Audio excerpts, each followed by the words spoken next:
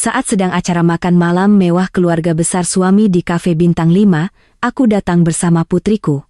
Tiba mertua teriak, beraninya menantu miskin datang. Kamu tidak diundang. Suamiku hanya diam, dan malah suruh aku pulang. Aku santai menjawab, baik, Mas. Namun 5 menit kemudian kuat acara itu kacau, lalu kubuat mertua histeris panik saat aku. Sebelum kita mulai ceritanya, yuk kita absen dulu ya.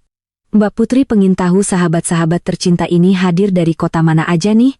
Tulis asal kalian di kolom komentar ya, biar kita bisa makin akrab dan merasa dekat meski lewat layar. Semoga setiap langkah kalian selalu diberkahi, dilancarkan rezekinya, dimudahkan segala urusannya, dan dilindungi oleh Allah dimanapun berada. Musik, amin. Yuk, ini dia ceritanya.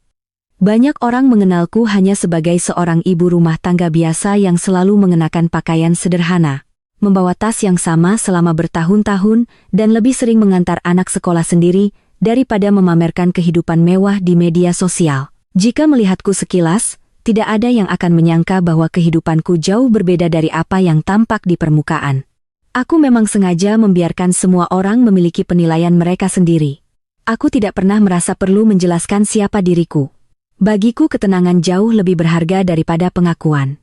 Sudah bertahun-tahun aku menjalani hidup seperti itu. Bahkan setelah menikah, aku tetap memilih tinggal dalam kesederhanaan. Aku tidak pernah meminta rumah besar, mobil mahal, atau perhiasan yang mencolok. Yang kuinginkan hanya satu, memiliki keluarga yang saling menghargai. Sayangnya, keinginanku yang sederhana itu ternyata jauh lebih sulit diwujudkan daripada memperoleh kekayaan. Di balik kehidupan yang tampak biasa, ada banyak hal yang kusimpan rapat. Tidak seorang pun dari keluarga suamiku mengetahui bahwa sebagian besar waktuku tidak hanya kuhabiskan mengurus rumah dan membesarkan anak. Saat semua orang masih terlelap, aku sudah membuka laporan keuangan. Ketika mereka sibuk menikmati akhir pekan, aku menghadiri rapat secara daring dengan para direktur perusahaan. Saat mereka mengira aku sedang berbelanja kebutuhan rumah tangga. Sebenarnya aku sedang menemui pengacara, konsultan bisnis, atau investor yang menjadi rekan kerjaku selama bertahun-tahun. Semua itu kulakukan tanpa ingin dikenal. Seluruh aset yang kumiliki berada di bawah perusahaan induk yang kubangun sejak sebelum menikah. Nama pribadiku hampir tidak pernah muncul di dokumen manapun. Aku belajar sejak muda bahwa semakin sedikit orang mengetahui apa yang kita miliki, semakin tenang pula kehidupan yang dapat kita jalani. Karena itulah bahkan Miko, suamiku sendiri tidak pernah mengetahui keseluruhan usahaku. Ia hanya tahu aku sesekali bekerja dari rumah. Ia mengira penghasilanku tidak seberapa. Aku tidak pernah meluruskan anggapannya. Bukan karena aku ingin berbohong. Aku hanya ingin memastikan bahwa rumah tangga kami berdiri di atas rasa saling mencintai, bukan karena kekayaan. Dulu aku benar-benar percaya Miko adalah laki-laki yang tepat. Saat pertama kali kami bertemu, ia hanyalah seorang pegawai biasa yang memiliki semangat luar biasa. Wajahnya selalu dipenuhi senyum. Ia tidak pernah malu bekerja lembur demi masa depan kami. Aku memang belum punya banyak, Del.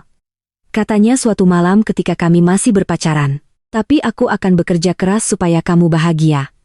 Aku masih mengingat kalimat itu dengan sangat jelas. Bukan karena janji itu terdengar indah, melainkan karena saat mengucapkannya, matanya terlihat begitu tulus. Aku jatuh cinta pada ketulusannya, bukan pada pekerjaannya, bukan pada jumlah tabungan yang ia miliki. Aku bahkan tidak pernah mempermasalahkan ketika kami memulai rumah tangga dari sebuah rumah kontrakan kecil yang hanya memiliki 2 kamar.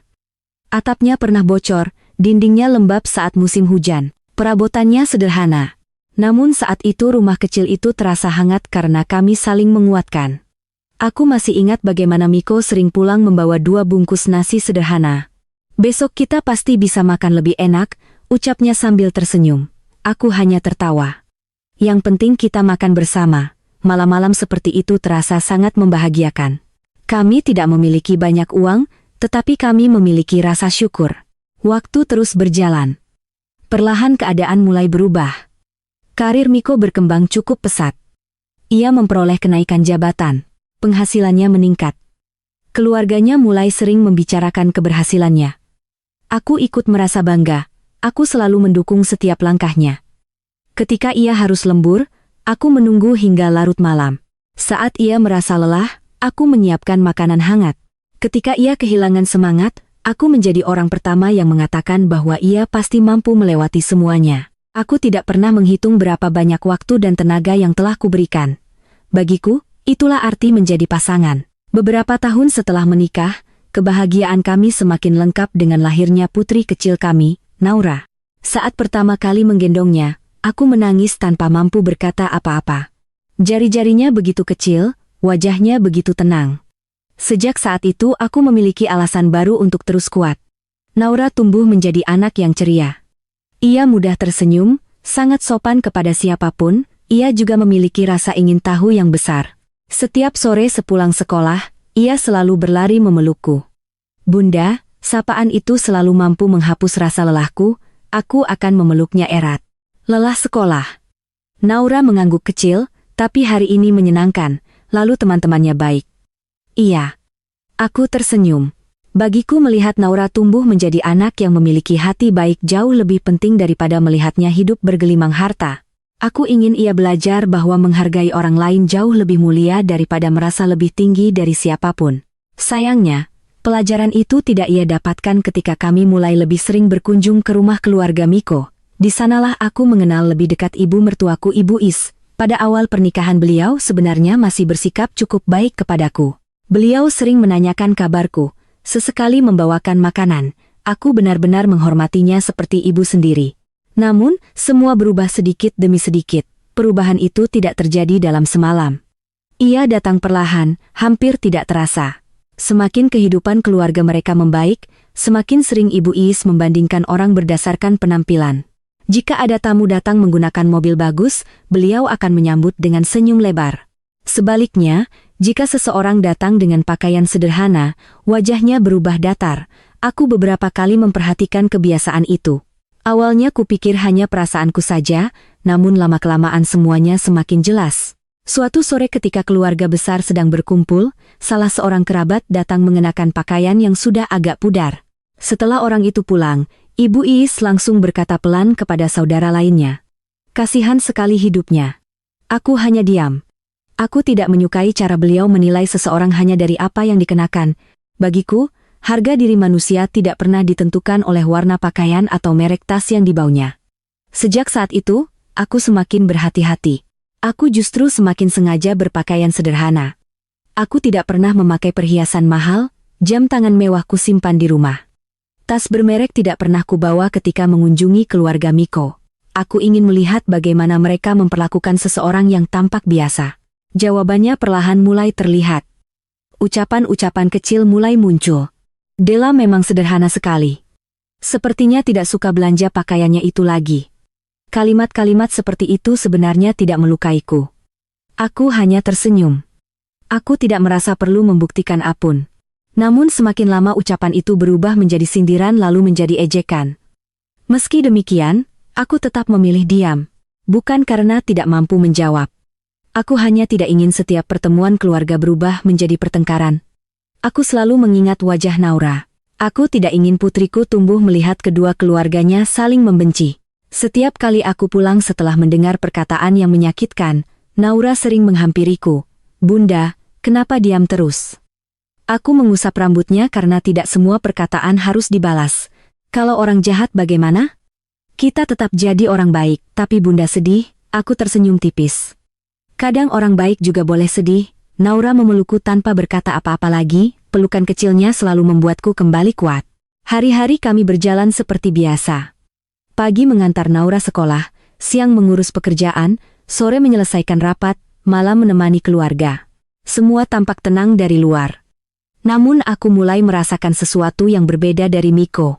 Ia masih pulang ke rumah, masih bekerja, masih berbicara denganku, tetapi kehangatan yang dulu selalu kurasakan perlahan mulai memudar. Jika dulu ia selalu menceritakan pekerjaannya, kini ia lebih sering sibuk dengan telepon genggam. Jika dulu ia selalu makan malam bersamaku, kini ia beberapa kali pulang lebih larut tanpa banyak penjelasan. Aku tidak langsung berpikir buruk, setiap orang bisa berubah karena pekerjaan.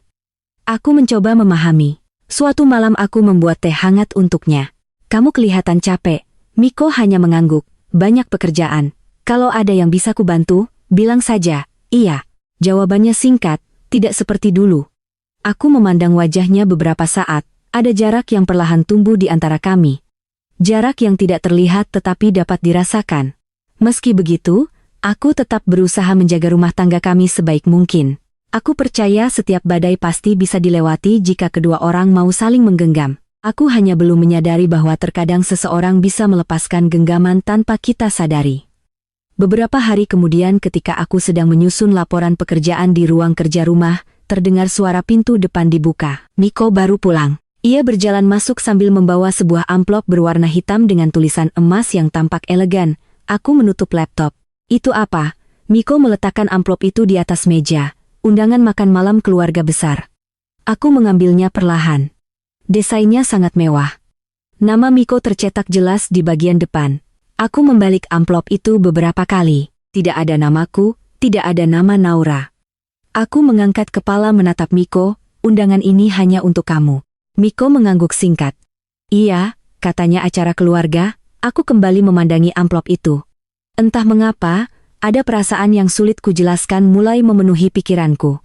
Perasaan yang pelan-pelan mengusik ketenangan yang selama ini selalu kujaga.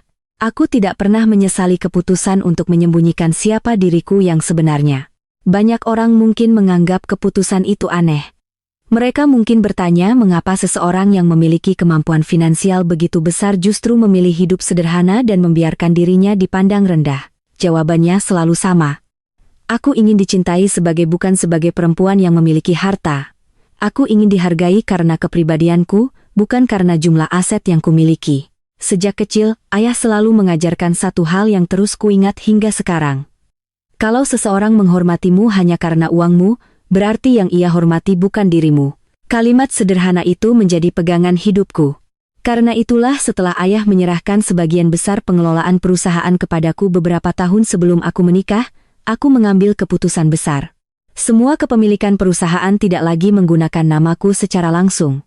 Aku membentuk sebuah perusahaan induk yang mengelola seluruh investasi.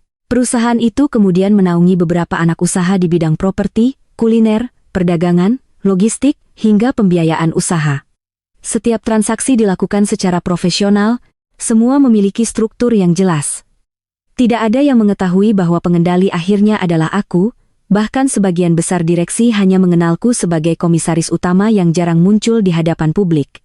Aku lebih suka bekerja dari balik meja dibanding berdiri di depan kamera. Keputusan itulah yang kemudian mengubah banyak kehidupan, termasuk kehidupan keluarga suamiku sendiri. Saat aku menikah dengan Miko, pekerjaannya masih biasa saja. Ia memang rajin dan memiliki kemampuan yang baik, tetapi perusahaan tempatnya bekerja sedang mengalami kesulitan modal. Beberapa proyek besar hampir dibatalkan karena keterbatasan dana operasional. Aku mengetahui kondisi itu bukan dari Miko, melainkan dari laporan investasi yang masuk ke perusahaan induk milikku. Perusahaan tempat Miko bekerja termasuk dalam daftar calon penerima pendanaan karena memiliki prospek yang cukup baik meski sedang mengalami tekanan keuangan. Aku membaca seluruh laporan mereka hingga larut malam. Neraca keuangan, arus kas, potensi proyek, risiko investasi, semua kupelajari satu persatu. Setelah berdiskusi dengan tim analis, akhirnya aku mengambil keputusan. Perusahaan itu layak diselamatkan. Namun, aku memberikan satu syarat. Identitas investorku tidak boleh diketahui pihak manapun. Semua dana disalurkan melalui perusahaan pembiayaan yang masih berada di bawah grup usahaku. Tidak ada satu nama Della yang muncul. Beberapa bulan setelah suntikan modal diberikan, kondisi perusahaan mulai berubah. Proyek-proyek yang sempat terhenti kembali berjalan. Operasional menjadi lebih stabil, kepercayaan para klien meningkat, perusahaan mulai memperoleh keuntungan. Pada saat yang hampir bersamaan, karir Miko juga mengalami perkembangan yang cukup pesat. Ia beberapa kali memperoleh promosi jabatan. Setiap kali pulang ke rumah, wajahnya terlihat jauh lebih cerah. Del, perusahaan kami akhirnya dapat investor besar. Aku tersenyum sambil menuangkan teh hangat ke dalam cangkirnya. Syukurlah. Iya, kalau tidak ada investor itu, mungkin perusahaan sudah kesulitan. Aku hanya mengangguk pelan. Dalam hati aku ikut bersyukur. Bukan karena investasiku mulai menghasilkan keuntungan, melainkan karena melihat Miko kembali bersemangat. Bagiku, melihat suamiku bangga terhadap hasil kerjanya jauh lebih membahagiakan daripada menerima laporan laba perusahaan. Aku sengaja tidak pernah mengatakan apapun. Aku ingin ia percaya bahwa keberhasilannya lahir dari kerja kerasnya sendiri. Karena memang benar demikian, aku hanya membuka pintu. Sisanya ia capai dengan usahanya sendiri, namun bantuan yang kuberikan kepada keluarga Miko ternyata tidak berhenti sampai di sana. Suatu hari Miko pulang dengan wajah murung. "Ada apa?" tanyaku. "Ibu ingin membeli rumah." Aku menatapnya. Rumah yang sekarang bukan rumah yang lebih besar. Lalu harganya terlalu mahal. Aku memahami maksudnya. Sebagai anak laki-laki, Miko tentu ingin membahagiakan ibunya. Sayangnya, tabungan yang dimilikinya belum mencukupi. Ia tidak pernah memintaku membantu. Ia hanya terlihat memikirkan jalan keluarnya. Malam itu setelah Miko tertidur, aku membuka laptop. Aku meminta bagian properti mengirimkan daftar aset yang tersedia. Beberapa jam kemudian muncul sebuah rumah yang menurutku sangat cocok. Lokasinya strategis, bangunannya luas, lingkungannya nyaman. Aku langsung menghubungi direktur divisi properti. "Rumah ini jangan dijual." "Baik, Ibu, alihkan menjadi aset investasi jangka panjang." "Siap." Lalu sewakan kepada pihak ketiga dengan nilai simbolis. Direktur itu memahami maksudku. Beberapa hari kemudian, rumah tersebut ditempati oleh Ibu Iis dan keluarganya. Mereka mengira rumah itu diperoleh melalui fasilitas pembiayaan yang sangat ringan, padahal sertifikatnya tetap berada di bawah perusahaan milikku. Aku sama sekali tidak berniat mengambil keuntungan. Aku hanya ingin melihat mereka hidup lebih nyaman. Bahkan biaya perawatan rumah sebagian besar masih ditanggung perusahaan. Aku tidak pernah membicarakan hal itu kepada siapapun. Begitu pula dengan kendaraan yang mereka gunakan. Ketika mobil lama keluarga mulai sering rusak, aku kembali meminta divisi aset melakukan pengadaan kendaraan operasional. Dokumennya dibuat melalui sistem pembiayaan perusahaan. Status kepemilikannya tetap berada pada grup usahaku. Namun, penggunaannya diberikan sepenuhnya kepada keluarga Miko. Aku merasa itu sudah cukup. Setidaknya mereka tidak perlu lagi memikirkan kendaraan setiap kali bepergian. Beberapa bulan kemudian, kakak sepupu Miko ingin membuka usaha. Modalnya tidak cukup. Pengajuan pinjaman ke bank ditolak. Entah bagaimana, informasi itu sampai kepadaku. Aku kembali meminta tim pembiayaan membantu melalui lembaga keuangan yang juga berada dalam jaringan investasiku. Dana dicairkan, usaha berjalan. Mereka mengira investor yang percaya kepada kemampuan mereka. Padahal semua keputusan akhir tetap berada di mejaku. Aku tidak pernah ikut campur dalam pengelolaan usaha mereka, aku hanya membantu ketika benar-benar dibutuhkan. Begitu pula saat salah satu pinjaman keluarga hampir macet, pihak bank sebenarnya sudah bersiap memberikan peringatan. Namun sebelum masalah itu membesar, perusahaan pembiayaanku mengambil alih kewajiban tersebut sesuai prosedur bisnis. Semua berlangsung legal. Semua memiliki dasar perjanjian yang jelas, tidak ada pemberian cuma-cuma. Aku sengaja menggunakan mekanisme perusahaan agar tidak menyinggung harga diri siapapun. Selama bertahun-tahun, aku memperhatikan bagaimana kehidupan keluarga Miko berubah. Rumah semakin bagus, usaha berkembang, mobil bertambah, tabungan meningkat. Mereka mulai sering menghadiri berbagai acara keluarga dengan penuh rasa bangga. Aku ikut senang melihat perubahan itu. Aku benar-benar tidak pernah membayangkan bantuan yang kuberikan suatu hari justru akan menjadi alasan mereka merasa lebih tinggi daripada orang lain. Semakin keadaan ekonomi mereka membaik, semakin sering aku mendengar kalimat-kalimat yang membuatku terdiam. Kalau hidup sudah enak, memang harus tampil mewah. Orang sekarang dinilai dari apa yang dipakai. Apa gunanya punya keluarga kalau penampilannya memalukan? Kalimat-kalimat itu sering keluar dari mulut Ibu Iis. Aku hanya menundukkan kepala sambil menikmati teh di depanku. Aku tidak ingin memperpanjang pembicaraan. Bagiku kesombongan tidak akan bertahan selamanya. Suatu hari pasti ada pelajaran yang datang dengan caranya sendiri. Sepanjang perjalanan pulang, Naura yang duduk di kursi belakang sering memperhatikan wajahku melalui kaca spion. "Bunda, iya, sayang. Kenapa nenek sering marah sama Bunda?" Aku menarik napas pelan karena setiap orang punya cara berpikir yang berbeda. "Tapi Bunda baik," aku tersenyum kecil. "Terima kasih. Kalau Bunda sedih, kenapa tidak?" Membalas. Aku melirik wajah kecilnya.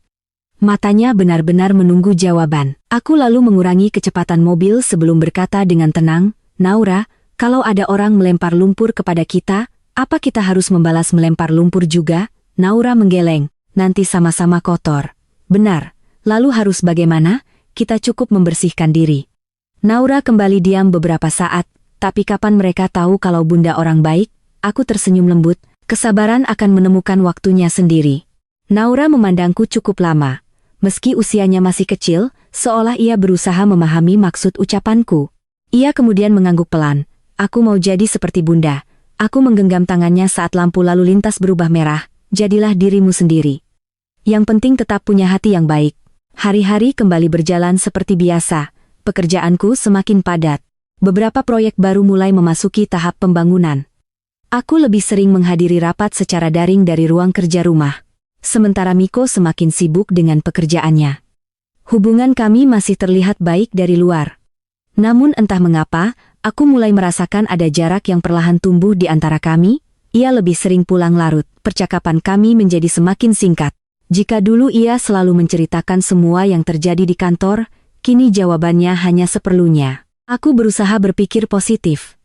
Mungkin pekerjaannya memang sedang berat. Aku tidak ingin memenuhi pikiranku dengan prasangka. Sore itu, ketika aku sedang membantu Naura mengerjakan tugas sekolah, suara pintu depan kembali terdengar. Miko masuk sambil melepas jas kerjanya. Wajahnya tampak lelah. Namun ada sebuah amplop berwarna hitam yang ia bawa sejak tadi. Ia meletakkannya di atas meja ruang tamu. Aku menatap amplop itu sekilas. Desainnya tampak sangat elegan dengan tulisan berwarna emas mengilap. Ada acara kantor? Tanyaku. Bukan. Miko duduk di sofa. Ini undangan makan malam keluarga besar. Aku mengambil amplop itu perlahan. Kubuka isinya.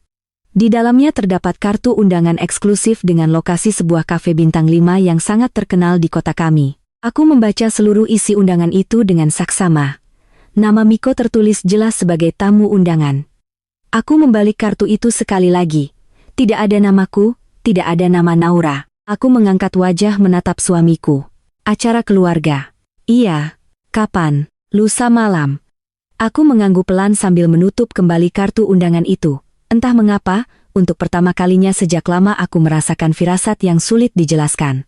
Seolah makan malam itu bukan sekadar acara kumpul keluarga biasa, melainkan awal dari sesuatu yang akan mengubah banyak hal dalam kehidupanku.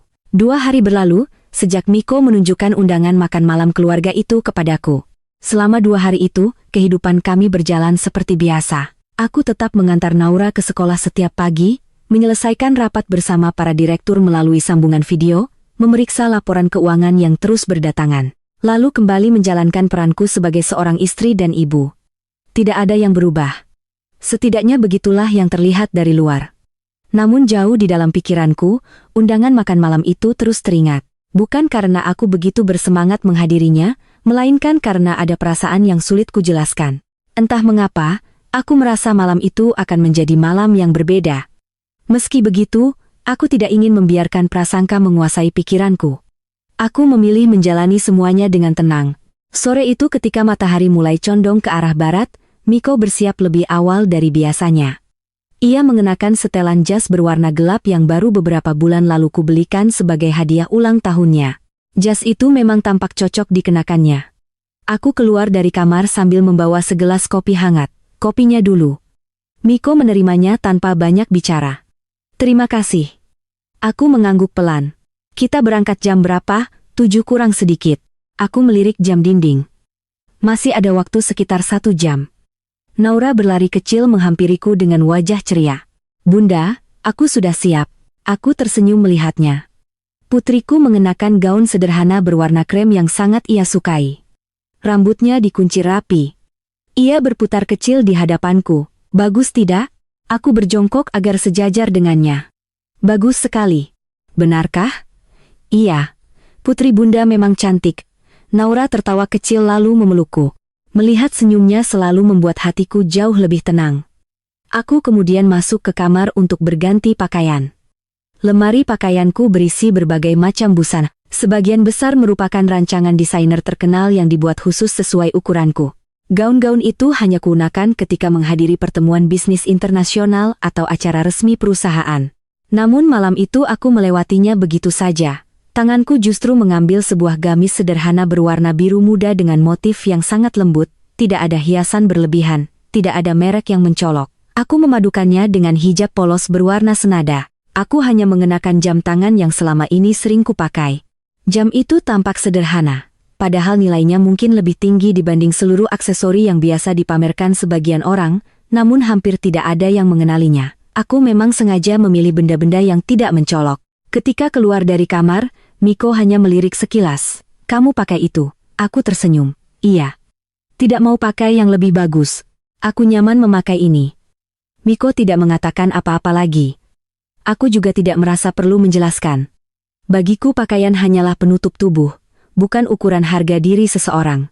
Beberapa menit kemudian kami berangkat bersama. Aku duduk di samping Miko. Naura berada di kursi belakang, sambil memeluk boneka kecil kesayangannya. Perjalanan malam itu terasa cukup lengang. Lampu-lampu kota mulai menyala. Gedung-gedung tinggi memantulkan cahaya yang indah. Naura memandang keluar jendela dengan penuh rasa ingin tahu. "Bunda, iya, kita mau makan di tempat yang besar." "Iya, ramai mungkin." Naura tersenyum. "Semoga makanannya enak." Aku tertawa pelan. "Pasti." Suasana di dalam mobil kembali hening. Miko lebih banyak fokus mengemudi. Aku membiarkan pikiranku berjalan mengikuti jalanan yang kami lewati. Semakin dekat menuju lokasi, semakin banyak kenangan yang muncul. Aku mengenal bangunan itu jauh sebelum menjadi sebuah kafe mewah. Beberapa tahun lalu, ketika kawasan itu belum berkembang seperti sekarang, aku membeli lahan tersebut melalui perusahaan properti milikku. Saat itu banyak orang menganggap keputusanku terlalu berani. Harga tanahnya cukup tinggi, lokasinya belum terlalu ramai.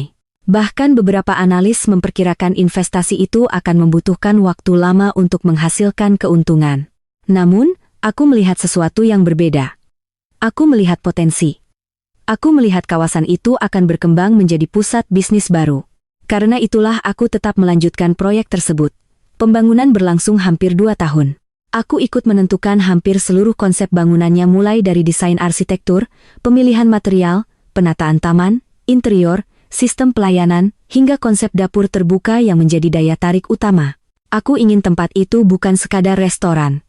Aku ingin setiap tamu merasakan pengalaman yang berkesan sejak pertama kali memasuki pintu utama. Setelah selesai dibangun, pengelolaannya diserahkan kepada perusahaan kuliner yang juga masih berada dalam grup investasiku. Semua berjalan sesuai rencana. Perlahan tempat itu menjadi salah satu kafe paling bergengsi di kota. Reservasi harus dilakukan jauh-jauh hari. Acara perusahaan besar sering diselenggarakan di sana. Beberapa tokoh terkenal bahkan menjadi pelanggan tetap. Meski demikian, aku hampir tidak pernah datang sebagai pemilik. Jika sesekali berkunjung, aku selalu menggunakan pintu belakang dan langsung menuju ruang rapat.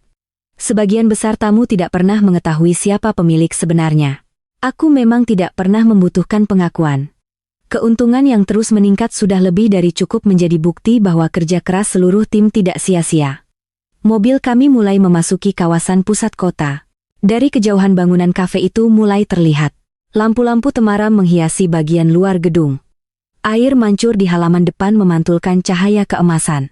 Tanaman-tanaman yang tertata rapi membuat suasananya tampak elegan. Naura menempelkan wajahnya ke kaca jendela. "Wah, cantik sekali." Aku ikut memandang ke arah bangunan itu.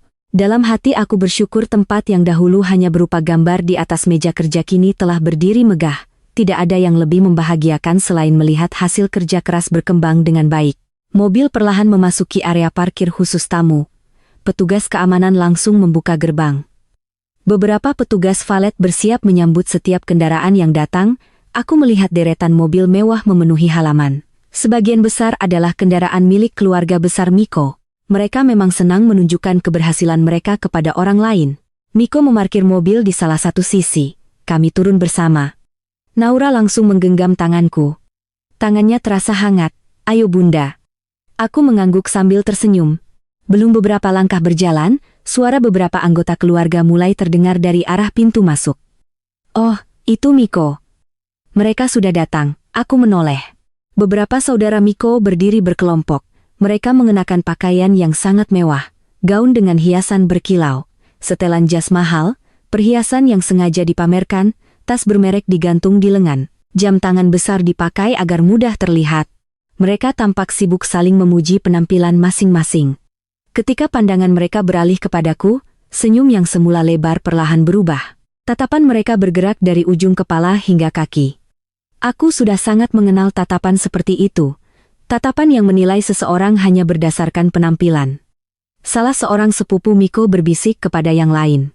Meski suaranya dipelang, aku masih dapat menangkap sebagian ucapannya. Dela pakai baju itu lagi. Yang lain terkekeh kecil. Sepertinya memang tidak pernah berubah, aku tetap melangkah seolah tidak mendengar apapun. Naura menggenggam tanganku sedikit lebih erat. Mungkin ia juga mulai menyadari perubahan ekspresi orang-orang di sekitar kami. Aku mengusap lembut punggung tangannya. Tidak perlu ada kata-kata. Sentuhan kecil itu sudah cukup untuk menenangkan putriku. Beberapa kerabat lain kembali memperhatikanku. Ada yang tersenyum tipis, ada pula yang hanya saling melirik. Aku membalas semuanya dengan senyum yang sama tenangnya. Tidak ada rasa marah, tidak ada keinginan membalas. Karena aku mengetahui satu hal yang tidak mereka ketahui. Mereka sedang berdiri di atas tempat yang seluruh fondasinya dibangun oleh hasil kerja kerasku sendiri. Setiap dinding, setiap lampu, setiap meja, setiap sudut ruangan. Aku mengenalnya dengan sangat baik. Bahkan beberapa tanaman hias di halaman depan dipilih langsung olehku ketika proses pembangunan berlangsung. Ironisnya, malam itu aku justru dipandang seperti orang asing. Aku menarik napas panjang. Malam ini seharusnya hanya menjadi makan malam keluarga. Aku masih berharap semuanya berjalan dengan baik. Aku tidak datang untuk mencari masalah. Aku hanya ingin menemani suamiku dan membuat Naura menikmati suasana baru. Kami terus berjalan menuju pintu utama. Dari balik kaca yang menjulang tinggi, tampak para tamu memenuhi ruang makan dengan cahaya lampu kristal yang hangat. Suara alunan musik piano terdengar lembut, berpadu dengan percakapan para pengunjung yang memenuhi ruangan. Aku menggenggam tangan Naura sedikit lebih erat. Kemudian kami melangkahkan kaki bersama memasuki ruang utama restoran. Langkah kakiku dan Naura berhenti beberapa meter setelah memasuki ruang utama restoran. Ruangan itu tampak jauh lebih megah dibanding bagian luar yang telah kami lewati. Lampu kristal menggantung di langit-langit memancarkan cahaya hangat yang memantul pada meja-meja marmer. Alunan piano terdengar pelan, membuat suasana semula terlihat begitu elegan. Di sisi kanan ruangan, keluarga besar Miko telah berkumpul mengelilingi meja panjang yang dipenuhi berbagai hidangan mewah. Mereka tampak tertawa, saling bercerita. Beberapa sedang mengangkat gelas untuk berfoto. Seorang fotografer yang disewa khusus tampak sibuk mengambil gambar dari berbagai sudut. Aku melihat Miko berjalan lebih dulu menuju meja keluarga. Aku dan Naura mengikutinya beberapa langkah di belakang. Belum sempat aku menyapa siapapun, terdengar suara kursi bergeser cukup keras. Brak! Semua kepala langsung menoleh. Ibu Iis berdiri dari tempat duduknya. Tatapannya langsung tertuju kepadaku. Ekspresi wajahnya berubah drastis. Tidak ada senyum, tidak ada sapaan. Yang kulihat hanya sorot mata penuh ketidaksenangan. Ia melangkah beberapa langkah ke depan. Kemudian tanpa sedikit pun berusaha merendahkan suaranya, ia berteriak hingga hampir seluruh ruangan mendengarnya. Beraninya kamu datang ke sini. Alunan musik yang semula mengisi ruangan seakan tenggelam oleh suaranya. Percakapan para tamu di meja lain perlahan berhenti. Semua orang mulai memperhatikan. Aku tetap berdiri di tempat. Belum sempat menjawab, suara Ibu Iis kembali terdengar lebih keras. Kamu tidak diundang. Tangannya menunjuk ke arahku. Ini acara keluarga kami. Beberapa tamu saling memandang. Pelayan yang sedang membawa hidangan ikut berhenti melangkah. Aku menarik napas pelan. Ibu. Belum selesai aku berbicara, beliau kembali memotong ucapanku. Jangan panggil saya ibu kalau kamu tidak tahu diri. Ruangan menjadi semakin sunyi. Suara denting sendok pun nyaris tidak terdengar lagi. Aku bisa merasakan puluhan pasang mata mulai memperhatikanku. Sebagian tampak penasaran, sebagian lagi hanya menikmati keributan yang baru saja dimulai. Naura yang sejak tadi menggenggam tanganku mulai mendekat. Ia memeluk lenganku erat. Bunda, aku mengusap pelan kepalanya. Tidak apa-apa. Namun ternyata keadaan justru semakin memburuk. Ibu Iis kembali berkata dengan suara tinggi, dari dulu kamu memang tidak pernah berubah. Beliau memandang pakaianku dari atas hingga bawah. Lihat pakaianmu, lihat penampilanmu. Lalu lihat kami. Beberapa kerabat mulai saling tersenyum kecil. Aku tetap diam. Kamu pikir tempat seperti ini cocok untuk orang sepertimu? Kalimat itu diucapkan dengan nada penuh penghinaan. Aku masih berusaha menjaga ketenangan. Aku datang menemani Miko. Jawabanku singkat, namun Ibu Iis justru tertawa sinis menemani, siapa yang mengundangmu? Beliau lalu mengangkat sebuah kartu undangan. Di sini hanya ada nama Miko, tidak ada namamu. Tidak ada nama anakmu. Jadi, untuk apa kamu datang? Suasana semakin canggung. Aku mulai melihat beberapa tamu dari meja lain memperhatikan tanpa malu-malu. Ada yang bahkan mengeluarkan telepon genggam. Entah untuk merekam atau sekadar berpura-pura melihat layar. Beberapa saudara Miko ikut berdiri. Salah seorang sepupunya berkata sambil terkekeh, harusnya tahu diri. Yang lain menambahkan, kalau memang tidak diundang, ya jangan datang. Terdengar tawa kecil, tidak keras, namun cukup jelas untuk terdengar olehku. Aku hanya menatap mereka satu persatu. Tidak ada kemarahan di wajahku. Yang kurasakan justru sebuah kekecewaan yang perlahan memenuhi dada. Aku datang dengan niat baik. Aku tidak membawa masalah. Aku tidak ingin membuat keributan. Aku hanya ingin menghadiri makan malam keluarga bersama suami dan anakku. Namun yang kudapat justru sambutan seperti ini. Tatapanku perlahan mencari sosok Miko. Ia berdiri tidak jauh dari ibunya. Tangannya masih memegang ponsel. Kepalanya sedikit tertunduk. Aku berharap ia akan melangkah mendekat. Setidaknya mengatakan bahwa aku adalah istrinya, bahwa aku berhak berada di sampingnya. Bahwa aku tidak pantas diperlakukan seperti ini. Aku menunggu 1 detik, 2 detik, beberapa detik berlalu, namun Miko tetap diam. Aku mencoba memanggilnya dengan suara pelan. Miko, ia mengangkat wajah, tatapan kami bertemu. Untuk sesaat aku masih berharap. Harapan bahwa laki-laki yang dulu berjanji akan selalu melindungiku masih ada di depan sana. Namun harapan itu perlahan memudar. Ia justru mengalihkan pandangannya sejenak ke arah Ibu Iis, lalu kembali menatapku. Wajahnya terlihat gelisah, seolah sedang memilih di antara dua pilihan yang sama-sama sulit. Aku tetap menunggu. Akhirnya ia melangkah mendekat. Jarak kami kini hanya beberapa langkah. Aku menarik napas pelan. Miko. Belum sempat aku melanjutkan ucapan. Ia berbicara lebih dulu.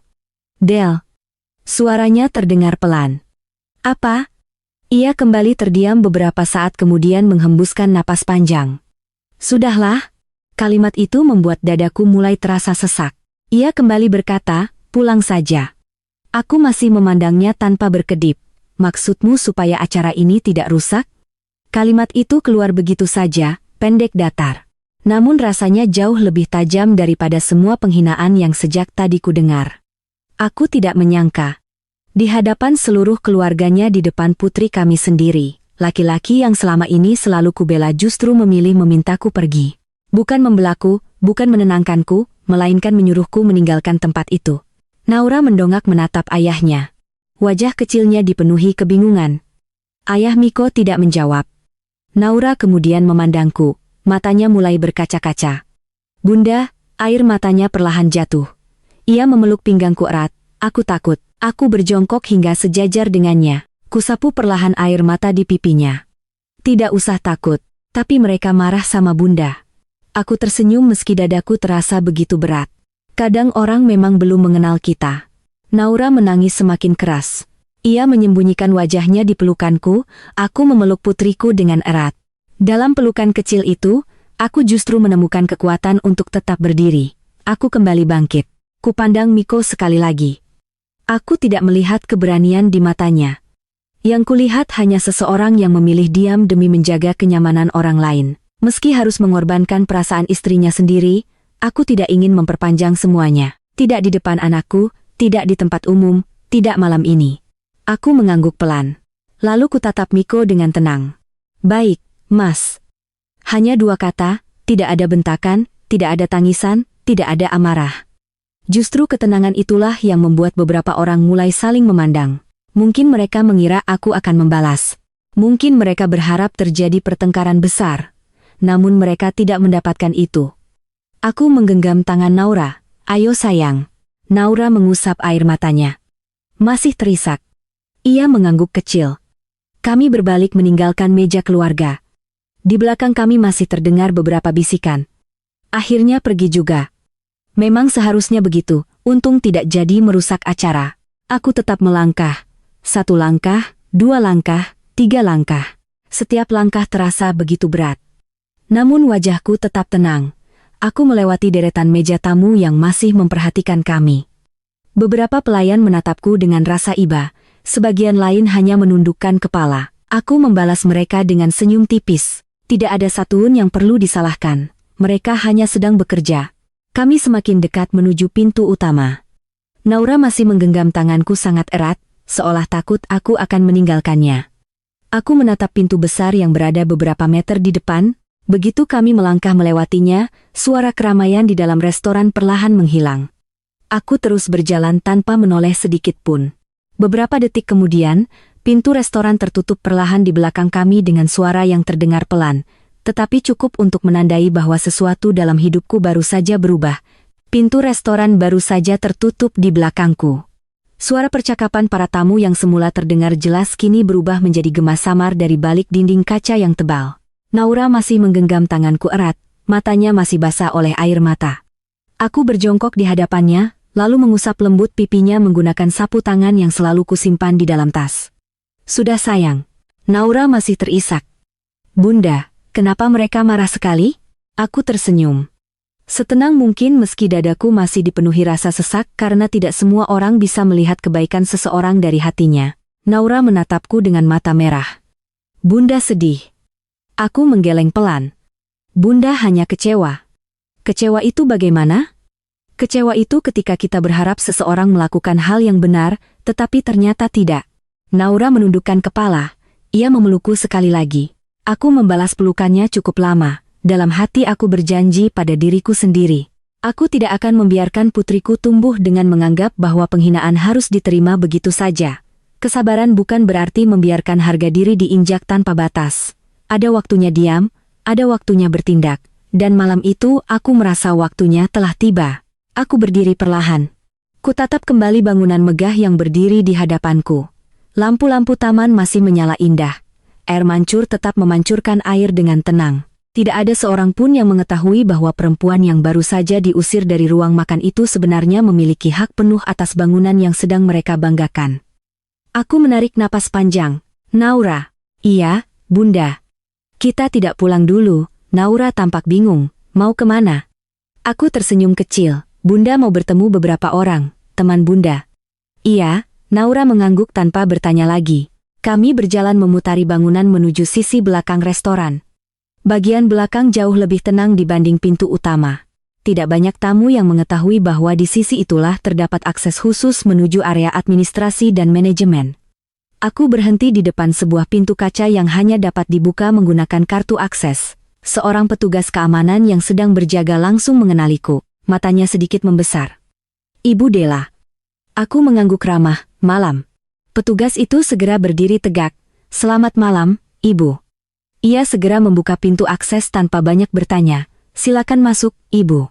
Aku mengucapkan terima kasih lalu menggandeng Naura memasuki lorong yang berbeda sama sekali dengan area restoran. Suasananya jauh lebih tenang. Dindingnya didominasi warna abu-abu dan coklat muda. Beberapa lukisan modern menghiasi koridor. Di ujung lorong terdapat ruang administrasi yang masih cukup ramai karena seluruh operasional restoran malam itu sedang berlangsung. Belum sampai 5 langkah, seorang pria berusia sekitar 50 tahun keluar dari ruangannya. Begitu melihatku, ia langsung mempercepat langkah. Wajahnya terlihat terkejut sekaligus lega. Ibu Della. Aku tersenyum tipis. Selamat malam, Pak Arman. Pak Arman adalah general manager yang telah memimpin operasional restoran itu sejak pertama kali dibuka. Ia termasuk orang yang paling memahami bagaimana aku bekerja. Selama bertahun-tahun kami jarang bertemu langsung.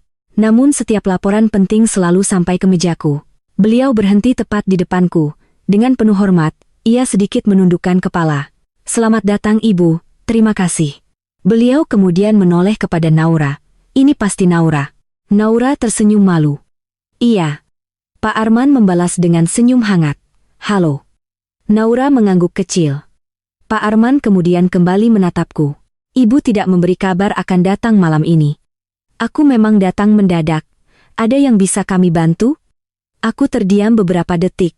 Kupandang wajahnya dengan tenang. Tolong kumpulkan seluruh pimpinan operasional sekarang juga. Ekspresi Pak Arman langsung berubah serius. Baik. Ibu, tanpa bertanya alasan sedikit pun, ia segera mengeluarkan alat komunikasi dari sakunya. Seluruh kepala divisi segera menuju ruang rapat utama. Ini instruksi langsung. Nada suaranya tegas. Kurang dari 5 menit kemudian, beberapa orang mulai berdatangan. kepala operasional, manajer keuangan, manajer pelayanan, supervisor reservasi, kepala keamanan, manajer sumber daya manusia. Seluruhnya masuk ruang rapat dengan wajah penuh tanda tanya. Saat melihatku duduk di kursi utama, mereka langsung berdiri lebih tegak. Serempak mereka memberi salam. "Selamat malam, Ibu." Aku membalas dengan anggukan pelan, "Malam, silakan duduk." Tidak ada seorang pun yang berani berbicara lebih dulu. Ruangan menjadi sangat tenang. Pak Arman duduk di sisi kananku. Beliau membuka buku catatan. "Ada instruksi khusus?" "Ibu." Aku mengangguk. "Iya." Aku meletakkan kedua tanganku di atas meja. Nada suaraku tetap tenang. Barusan aku menerima perlakuan yang kurang pantas di ruang makan utama. Seluruh ruangan langsung saling memandang. Beberapa terlihat terkejut. Pak Arman bahkan tampak menahan napas. "Saya mohon maaf, Ibu." Aku mengangkat tangan pelan. "Bukan kesalahan kalian." Beliau kembali mengangguk. Aku melanjutkan. "Keluarga yang sedang menggunakan ruang VIP malam ini adalah keluarga suamiku." Ruangan kembali sunyi. Beberapa pimpinan tampak baru mengetahui hubungan tersebut. Aku tidak akan membahas masalah pribadi. Yang akan kita lakukan malam ini murni berdasarkan hak perusahaan dan sesuai prosedur. Semua langsung memperhatikan dengan saksama. Aku memandang manajer pelayanan. "Mulai saat ini, hentikan seluruh fasilitas VIP yang diberikan kepada meja reservasi atas nama keluarga Miko." Manajer itu segera mencatat. "Baik, Ibu." Aku melanjutkan. "Semua pelayanan tetap harus sopan. Tidak boleh ada pegawai yang bersikap kasar. Tidak boleh mempermalukan tamu. Kita hanya menghentikan fasilitas khusus yang sebelumnya diberikan. Dimengerti?" "Dimengerti, Ibu." Aku menoleh kepada supervisor reservasi, "Bekukan seluruh akses reservasi prioritas atas nama keluarga tersebut sampai ada pemberitahuan berikutnya." "Baik, Ibu." "Kemudian pastikan seluruh penggunaan ruang eksklusif mengikuti prosedur umum." "Siap." Aku beralih kepada manajer keuangan. "Pembayaran seluruh transaksi malam ini ditahan sementara." Beliau sedikit mengangguk. "Maksud Ibu belum dilakukan proses penutupan tagihan?" "Benar." "Jangan keluarkan tagihan sebelum aku memberikan instruksi lanjutan." "Baik." Aku menatap Pak Arman. "Seluruh keputusan ini harus dijalankan secara profesional. Tidak boleh ada perdebatan dengan tamu. Jika mereka bertanya, cukup katakan bahwa ada evaluasi administrasi. Jangan menyebut namaku." Pak Arman langsung menjawab, "Mantap, siap, Ibu." Aku kemudian memandang kepala keamanan. "Pastikan tidak ada keributan. Keamanan tamu tetap menjadi prioritas. Apabila terjadi situasi yang tidak diinginkan, tangani dengan sopan." "Baik, Ibu." Aku kembali menatap seluruh peserta rapat. Aku tidak ingin restoran ini kehilangan nama baik hanya karena masalah pribadiku. Seluruh kepala divisi mengangguk bersamaan. Aku tahu mereka memahami maksudku. Bagiku, perusahaan selalu berada di atas kepentingan pribadi. Setelah seluruh instruksi operasional selesai, aku membuka map kecil yang sejak tadi kubawa. Di dalamnya terdapat sebuah kartu identitas khusus perusahaan. Aku meletakkannya di atas meja. Kini aku berbicara kepada manajer keuangan grup yang baru saja bergabung melalui sambungan konferensi video. Lanjut ke instruksi berikutnya. "Siap, Ibu. Tolong hubungi kantor pusat. Siapkan seluruh laporan pembiayaan yang berkaitan dengan keluarga Miko, termasuk investasi, pinjaman, pendanaan usaha, dokumen properti, kontrak kendaraan, serta seluruh aset yang selama ini masih berada di bawah grup perusahaan." Manajer itu langsung mencatat satu persatu. "Semuanya disiapkan malam ini." "Iya. Aku ingin seluruh datanya lengkap sebelum tengah malam." "Baik, Ibu. Pastikan tidak ada satu dokumen pun yang tertinggal." "Siap." Aku kembali menambahkan, besok pagi seluruh tim legal juga harus menerima salinannya. Tinjau kembali seluruh perjanjian kerjasama. Periksa hak dan kewajiban masing-masing pihak. Kita hanya akan bertindak sesuai hukum. Tidak lebih, tidak kurang. Dimengerti? "Baik, Ibu." Ruangan kembali hening. Semua orang menyadari bahwa malam itu bukan lagi sekadar persoalan makan malam keluarga. Sebuah proses besar baru saja dimulai. Aku berdiri perlahan dari kursi. Seluruh pimpinan ikut berdiri. Tatapan mereka penuh hormat. Tidak ada yang bertanya, tidak ada yang mencoba mencampuri urusan pribadiku. Mereka hanya memahami bahwa setiap instruksi yang baru saja diberikan akan segera dijalankan sesuai aturan perusahaan. Satu persatu mereka meninggalkan ruang rapat dengan langkah cepat, membawa tugas masing-masing. Telepon mulai berdering, komputer dinyalakan, dokumen diminta dari kantor pusat, tim administrasi bergerak. Divisi keuangan membuka kembali arsip lama. Sementara para manajer mulai melaksanakan seluruh instruksi yang baru saja kutetapkan dengan penuh ketelitian. Sementara seluruh tim manajemen mulai menjalankan instruksi yang kuberikan. Suasana di ruang makan utama masih terlihat ramai. Keluarga besar Miko sama sekali belum menyadari bahwa sesuatu telah berubah. Mereka masih tertawa. Beberapa orang sibuk berfoto di depan dekorasi bunga yang menghiasi sudut ruangan. Fotografer terus mengambil gambar dari berbagai sisi. Ibu IS bahkan beberapa kali meminta posisi duduknya diperbaiki agar terlihat paling depan dalam setiap foto keluarga. "Jangan lupa ambil dari sini," katanya kepada fotografer. "Sudut ini lebih bagus." Fotografer hanya mengangguk sopan. "Baik, Ibu." Di sisi lain, beberapa pelayan baru saja keluar dari dapur sambil membawa hidangan utama. Namun sebelum mereka memasuki ruang VIP, alat komunikasi yang mereka gunakan bergetar hampir bersamaan. Mereka berhenti sejenak. Salah seorang supervisor menghampiri mereka. Ia membaca instruksi yang baru masuk. Ekspresinya langsung berubah serius. "Semua kembali ke dapur. Pak, kembali, sekarang." "Baik." Tanpa membantah, seluruh pelayan memutar arah. Hidangan yang semula akan disajikan kembali dibawa ke area dapur. Di dalam ruang makan, beberapa anggota keluarga mulai saling berpandangan. "Loh, kok makanannya belum datang? Tadi sudah kelihatan di bawah." Seorang sepupu Miko mengangkat tangan memanggil pelayan. "Permisi." Seorang pelayan segera menghampiri. "Iya, Bapak. Pesanan kami mana?" Pelayan itu tetap tersenyum ramah.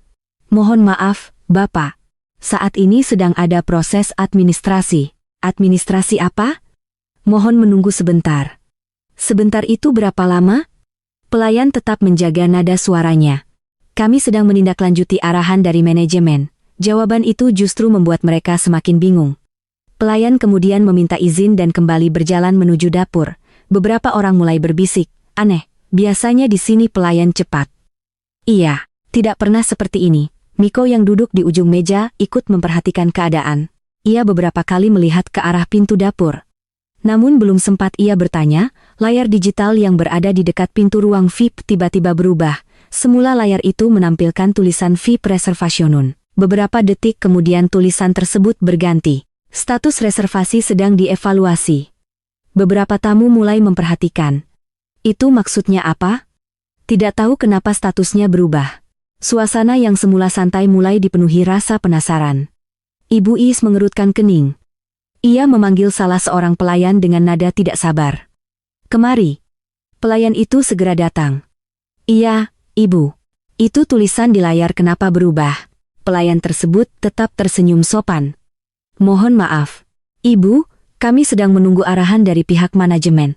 "Lagi-lagi manajemen?" "Iya, Ibu. Lalu makanan kami masih dalam proses." Ibu Iis mulai terlihat kesal. "Ini restoran bintang 5 atau bukan? Kami mohon maaf atas ketidaknyamanannya." "Jangan hanya minta maaf, saya ingin penjelasan." Pelayan itu sedikit menundukkan kepala. "Maaf, Ibu. Saya tidak memiliki kewenangan menjelaskan."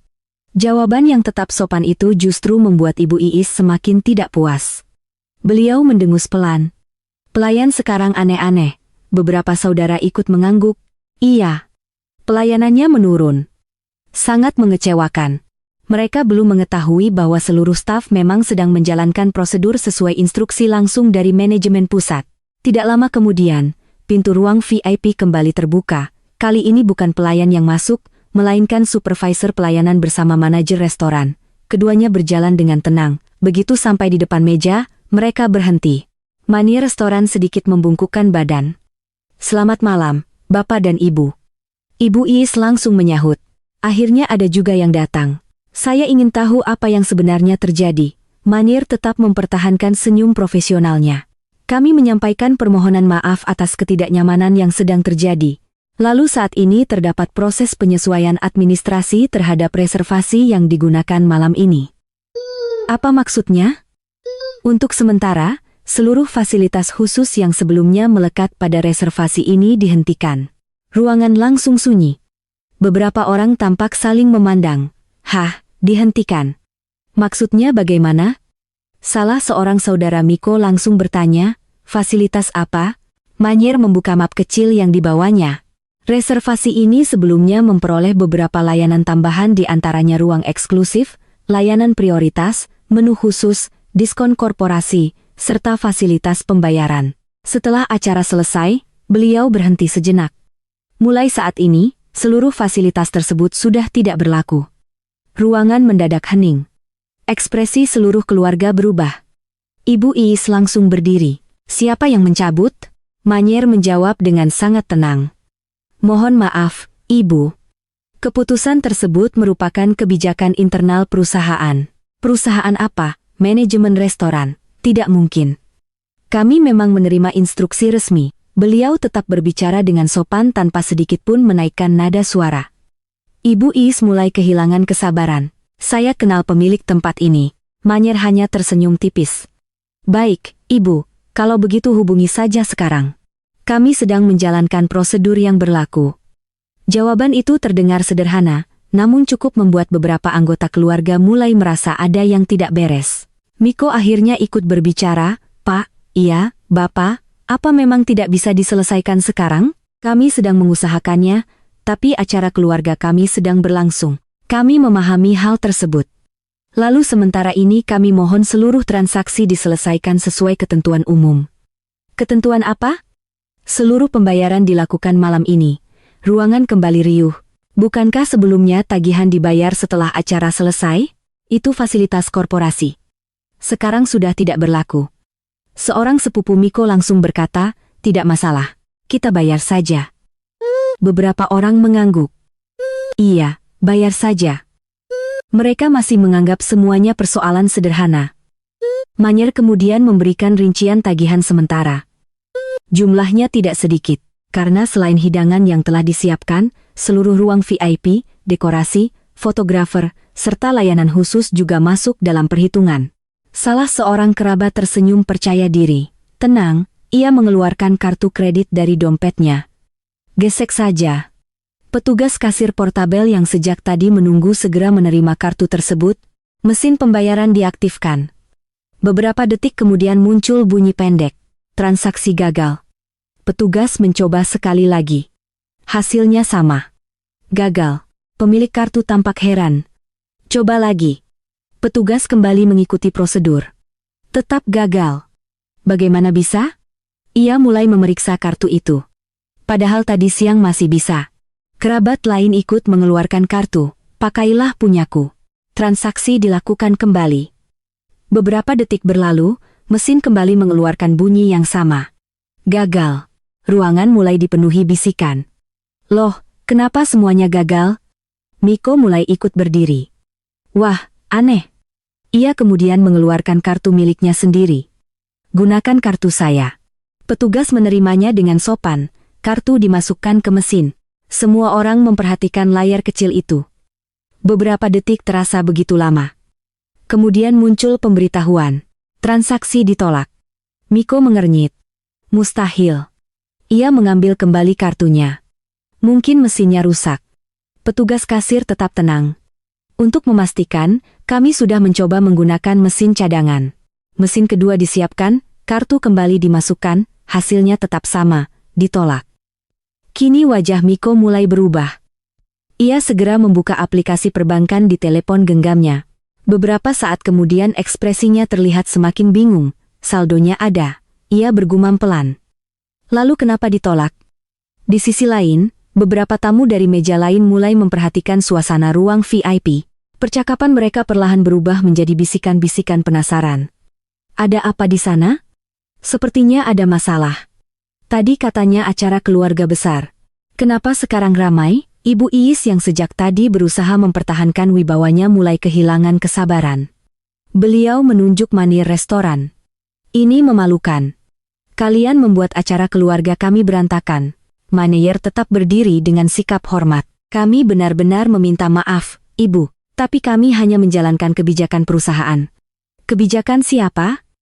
Manyer tidak langsung menjawab, beliau hanya menarik napas pelan sebelum berkata dengan nada yang tetap tenang. Apabila Bapak dan Ibu menghendaki penjelasan lebih lanjut, saya akan meminta izin kepada General Manager. Ibu Iis langsung menyela. Ya, panggil sekarang. Saya ingin bicara langsung, Manyer mengangguk. Baik, Ibu. Beliau mengambil alat komunikasinya, menyampaikan laporan singkat kepada seseorang lalu kembali menatap keluarga Miko. General Manager sedang menuju ke sini. Beberapa menit kemudian, sosok General Manager berjalan memasuki ruang VIP dengan langkah tenang. Ia memandang seluruh keluarga yang sedang dipenuhi kebingungan lalu berkata dengan sopan, "Selamat malam, Bapak dan Ibu. Atas nama manajemen, saya mohon izin. Apabila berkenan, saya akan mempertemukan Bapak dan Ibu dengan pemilik kafe untuk menjelaskan seluruh perubahan yang terjadi malam ini." Langkahku kembali terdengar di lorong menuju ruang makan utama. Namun, kali ini aku tidak datang sebagai seorang istri yang baru saja dipermalukan dan diusir. Aku datang sebagai seseorang yang selama ini mereka tidak pernah kenal. Di sampingku berjalan Pak Arman, General Manager kafe tersebut. Di belakangnya beberapa pimpinan perusahaan ikut melangkah dengan sikap penuh hormat. Tidak ada suara keras, tidak ada kemarahan, tidak ada niat untuk membuat keributan, aku hanya berjalan dengan tenang. Sementara di dalam ruangan, keluarga Miko masih berdiri dalam suasana penuh kebingungan. Mereka belum mengetahui siapa yang akan masuk melalui pintu itu.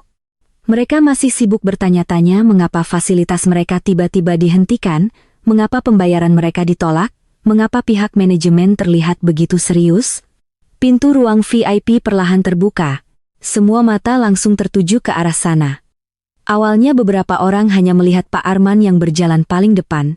Namun kemudian ekspresi mereka berubah, ketika melihat siapa yang berada tepat di belakangnya. Langkahku berhenti beberapa meter dari meja utama. Suasana yang sebelumnya dipenuhi bisikan mendadak menjadi sunyi. Benar-benar sunyi, bahkan suara alat makan yang sebelumnya terdengar dari meja lain seakan menghilang. Para pegawai yang berdiri di sekitar ruangan langsung memberikan salam hormat. "Selamat malam, Ibu Dala." Suara mereka terdengar hampir bersamaan. Beberapa tamu yang tidak mengenalku langsung saling memandang. Mereka bertanya-tanya, siapa perempuan yang baru saja keluar dari ruangan manajemen itu? Mengapa seluruh staf restoran memberikan penghormatan? Mengapa seorang perempuan yang beberapa menit lalu mereka lihat pergi dengan wajah sedih kini kembali? Bersama seluruh jajaran pimpinan, aku tetap berjalan dengan tenang, tidak terburu-buru, tidak menunjukkan kebanggaan. Aku hanya menggenggam tangan Naura yang berjalan di sampingku. Putriku menatapku dengan mata berbinar. Ia mungkin belum sepenuhnya memahami apa yang sedang terjadi. Namun, ia tahu satu hal. Ibunya tidak sedang sendirian. Pak Arman berhenti di depan seluruh keluarga Miko. Beliau sedikit menundukkan kepala. "Ladies and gentlemen, izinkan saya menjelaskan situasi yang sebenarnya." Tidak ada yang menjawab. Semua menunggu. Pak Arman kemudian menoleh kepadaku. "Dengan hormat saya memperkenalkan Ibu Della sebagai pemilik utama jaringan kafe ini sekaligus pihak pengendali perusahaan yang menaungi operasional restoran ini." Kalimat itu terdengar sederhana, namun dampaknya seperti mengubah seluruh suasana ruangan. Beberapa orang langsung membelalakan mata. Ada yang terdiam, ada yang bahkan tidak mampu menyembunyikan rasa terkejutnya. "Apa?" salah seorang saudara Miko berbisik, "Pemilik dia." Ibu Iis yang sejak tadi berdiri dengan penuh percaya diri perlahan kehilangan ekspresi wajahnya. Tatapannya berpindah dari Pak Arman kepadaku, lalu kembali melihat seluruh pegawai yang berdiri menghormatiku, seolah ia sedang berusaha memahami sesuatu yang tidak masuk akal baginya. "Tidak mungkin." Suara Ibu Iis terdengar pelan. Aku mendengarnya, namun aku tidak langsung menjawab. Aku hanya berdiri di sana. Membiarkan kenyataan berbicara sendiri, Miko terlihat paling terpukul. Ia masih berdiri di dekat meja. Wajahnya berubah pucat. Tangannya yang tadi memegang kartu pembayaran kini perlahan turun. Ia menatapku seperti sedang melihat seseorang yang baru pertama kali ia kenal. "Della." Namaku keluar dari mulutnya dengan suara hampir tidak terdengar. Aku menatapnya. Tidak ada kebencian, tidak ada keinginan menyakiti. Hanya ada rasa kecewa yang selama ini kusimpan. Miko menggeleng pelan. "Ini maksudnya apa?" Aku tidak langsung menjawab karena sebenarnya jawabannya sangat sederhana. Selama bertahun-tahun ia hidup bersamaku, namun ia tidak pernah benar-benar mengenalku. Pak Arman kembali berbicara. Seluruh keputusan operasional malam ini dilakukan berdasarkan instruksi pemilik perusahaan. Semua prosedur yang dijalankan sesuai dengan kebijakan internal. Perubahan fasilitas reservasi bukan karena kesalahan staf kami, tetapi karena adanya evaluasi dari pihak pemilik. Semua orang kembali diam. Kini mereka mulai memahami. Perempuan yang tadi mereka anggap tidak pantas berada di meja makan mereka, ternyata adalah orang yang memiliki kendali atas tempat mewah yang mereka banggakan. Aku kemudian melangkah mendekati meja. Naura tetap berada di sisiku. Aku memandang seluruh wajah yang ada di hadapanku, wajah-wajah yang beberapa menit lalu memandangku rendah. Wajah-wajah yang menilai diriku hanya dari pakaian yang kukenakan. Aku menarik napas panjang lalu berbicara dengan suara tenang. Aku tidak kembali ke sini untuk mempermalukan siapapun. Semua mata tertuju kepadaku. Aku juga tidak ingin membuat acara keluarga ini menjadi lebih buruk, tapi aku ingin satu hal. Aku ingin kalian mengetahui kenyataan yang sebenarnya. Tidak ada yang bergerak. Aku melanjutkan. Selama ini kalian mengenalku sebagai Della yang sederhana, sebagai istri Miko yang tidak banyak bicara. Sebagai seseorang yang kalian anggap tidak memiliki apa-apa, aku berhenti sejenak, tapi kalian salah. Beberapa orang mulai menundukkan kepala. Aku tetap berbicara dengan nada yang sama. Aku hidup sederhana bukan karena aku tidak mampu. Aku memilih pakaian sederhana bukan karena aku tidak memiliki pakaian yang lebih baik. Aku tidak menunjukkan apa yang kumiliki bukan karena aku malu. Aku menatap mereka satu persatu. Aku hanya ingin tahu bagaimana seseorang memperlakukan kita ketika mereka tidak melihat apa yang kita punya. Ruangan kembali hening. Aku bisa melihat perubahan ekspresi mereka. Beberapa yang sebelumnya tersenyum mengejek kini terlihat tidak nyaman. Aku melanjutkan. Karena menurutku penghargaan yang diberikan hanya kepada orang kaya bukanlah penghargaan. Itu hanya ketertarikan terhadap keuntungan. Kata-kataku tidak keras, namun cukup jelas untuk didengar semua orang. Aku kemudian melihat ke arah Ibu Iis. Ibu, beliau terlihat kaku. Aku tetap memanggilnya dengan hormat. Selama ini saya selalu menghormati Ibu. Saya tidak pernah membalas ketika ada perkataan yang menyakitkan. Saya memilih diam karena saya menganggap Ibu adalah keluarga. Ibu Iis membuka mulut seperti ingin menjawab, namun tidak ada kata yang keluar. Aku melanjutkan. Saya tidak pernah memberitahu siapapun tentang apa yang saya miliki. Bukan karena ingin berbohong, tetapi karena saya ingin melihat apakah saya tetap dihargai ketika saya tampil sebagai Della yang biasa. Aku menoleh sebentar ke arah Miko, termasuk oleh suamiku sendiri. Miko langsung menundukkan kepala. Kalimat itu jelas mengenai dirinya. Aku tidak perlu mengatakan lebih banyak karena semua orang sudah melihat apa yang terjadi malam itu. Mereka melihat bagaimana aku datang bersama putriku, mereka melihat bagaimana aku dipermalukan, mereka melihat bagaimana aku meminta dukungan dari suamiku, dan mereka juga melihat bagaimana aku justru diminta pergi. Naura menarik pelan ujung bajuku. Bunda, aku menunduk melihatnya. Ia tersenyum kecil. Untuk pertama kalinya malam itu, wajahnya terlihat lega. Mereka tahu Bunda hebat. Aku tersenyum dan mengusap kepalanya. Bunda tidak ingin dianggap hebat, sayang? Lalu Bunda hanya ingin dihargai. Jawaban itu membuat beberapa orang yang mendengar terdiam, karena sebenarnya aku tidak meminta lebih. Aku tidak meminta mereka menyembahku. Aku tidak meminta mereka mengakui kekayaanku. Aku hanya ingin diperlakukan sebagai manusia. Pak Arman berdiri sedikit di belakangku. Seluruh pegawai masih berada dalam posisi hormat. Pemandangan itu membuat keluarga Miko semakin sulit berkata-kata. Tempat yang tadi mereka gunakan untuk membanggakan status sosial mereka kini menjadi tempat terbukanya sebuah kenyataan besar. Bahwa selama ini mereka tidak sedang berdiri lebih tinggi dariku. Mereka hanya mengetahui siapa yang berada di samping mereka. Aku memandang ruangan itu sekali lagi. Ruangan yang beberapa menit lalu menjadi tempat aku dipermalukan. Kini menjadi tempat di mana semua kebenaran mulai terlihat. Tidak ada lagi yang tertawa, tidak ada lagi yang meremehkan. Yang tersisa hanyalah wajah-wajah penuh keterkejutan. Malam itu, seluruh keluarga besar Miko akhirnya memahami satu hal. Mereka telah menghina seseorang yang selama ini diam-diam menjadi alasan banyak hal dalam hidup mereka tetap berjalan. Setelah suasana ruangan mulai tenang, aku tetap berdiri di tempatku. Aku bisa melihat perubahan yang terjadi pada wajah semua orang. Orang-orang yang beberapa menit lalu begitu yakin menilai diriku kini hanya mampu diam. Namun, aku tahu pengungkapan tentang kafe ini saja belum cukup. Mereka masih belum mengetahui seluruh kenyataan yang selama ini tersembunyi. Mereka hanya baru mengetahui satu bagian kecil dari kehidupanku. Masih banyak hal yang selama bertahun-tahun kuimpan. Bukan karena aku ingin merahasiakannya selamanya, tetapi karena aku berharap tidak perlu ada hari seperti ini. Aku berharap keluargaku bisa menghargai seseorang tanpa harus mengetahui berapa banyak harta yang dimiliki. Namun malam ini semuanya berubah. Aku menarik napas perlahan. Masih ada beberapa hal yang perlu kalian ketahui. Suaraku tidak keras, tetapi cukup membuat seluruh ruangan kembali memperhatikanku. Miko menatapku, wajahnya terlihat penuh pertanyaan. Del, aku menoleh kepadanya, Mas, selama ini ada banyak hal yang tidak pernah aku ceritakan. Ia terdiam. Aku tidak menyembunyikannya untuk menyakitimu. Aku hanya ingin kamu menjalani hidup dengan percaya diri atas kemampuanmu sendiri. Miko menundukkan kepala. Aku kemudian memberi isyarat kecil kepada Pak Arman. Beliau memahami maksudku. Tidak lama kemudian, seorang staf membawa beberapa map besar berwarna hitam ke dalam ruangan. Map-map itu diletakkan dengan rapi di atas meja. Beberapa orang mulai memperhatikan. Apa itu? Salah seorang saudara Miko bertanya pelan. Aku mengambil map pertama. Ini adalah laporan investasi. Aku membukanya perlahan.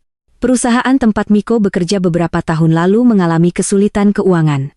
Miko langsung mengangkat wajahnya. Sepertinya ia baru mendengar bagian ini. Aku melanjutkan. Saat itu banyak proyek yang hampir dihentikan karena keterbatasan modal. Aku melihat ke arah Miko, tapi perusahaan itu memiliki potensi besar. Manajemennya baik, karyawannya bekerja keras. Karena itu aku memutuskan untuk membantu. Aku menyerahkan dokumen tersebut kepada Pak Arman. Beliau kemudian memberikan salinan kepada Miko. Miko menerima dokumen itu dengan tangan yang terlihat ragu. Matanya bergerak membaca halaman pertama. Beberapa detik kemudian ekspresinya berubah. Apa ini? Suaranya terdengar pelan. Aku menjawab dengan tenang. Perjanjian investasi antara perusahaan tempatmu bekerja dengan salah satu anak perusahaan grup milikku. Miko terdiam. Jadi aku mengangguk. Iya. Modal yang membuat perusahaanmu kembali berkembang berasal dari grup investasiku. Ruangan kembali sunyi. Beberapa anggota keluarga saling melihat. Mereka mulai memahami. Aku tidak berhenti. Aku tidak pernah meminta namaku disebut. Aku juga tidak pernah meminta penghargaan. Aku hanya ingin perusahaan itu berjalan dengan baik. Miko masih menatap dokumen di tangannya. Aku tahu pikirannya sedang berusaha menerima kenyataan yang baru saja ia dengar. Selama ini ia mengira keberhasilan perusahaan hanya hasil dari perjuangannya dan kebijakan manajemen.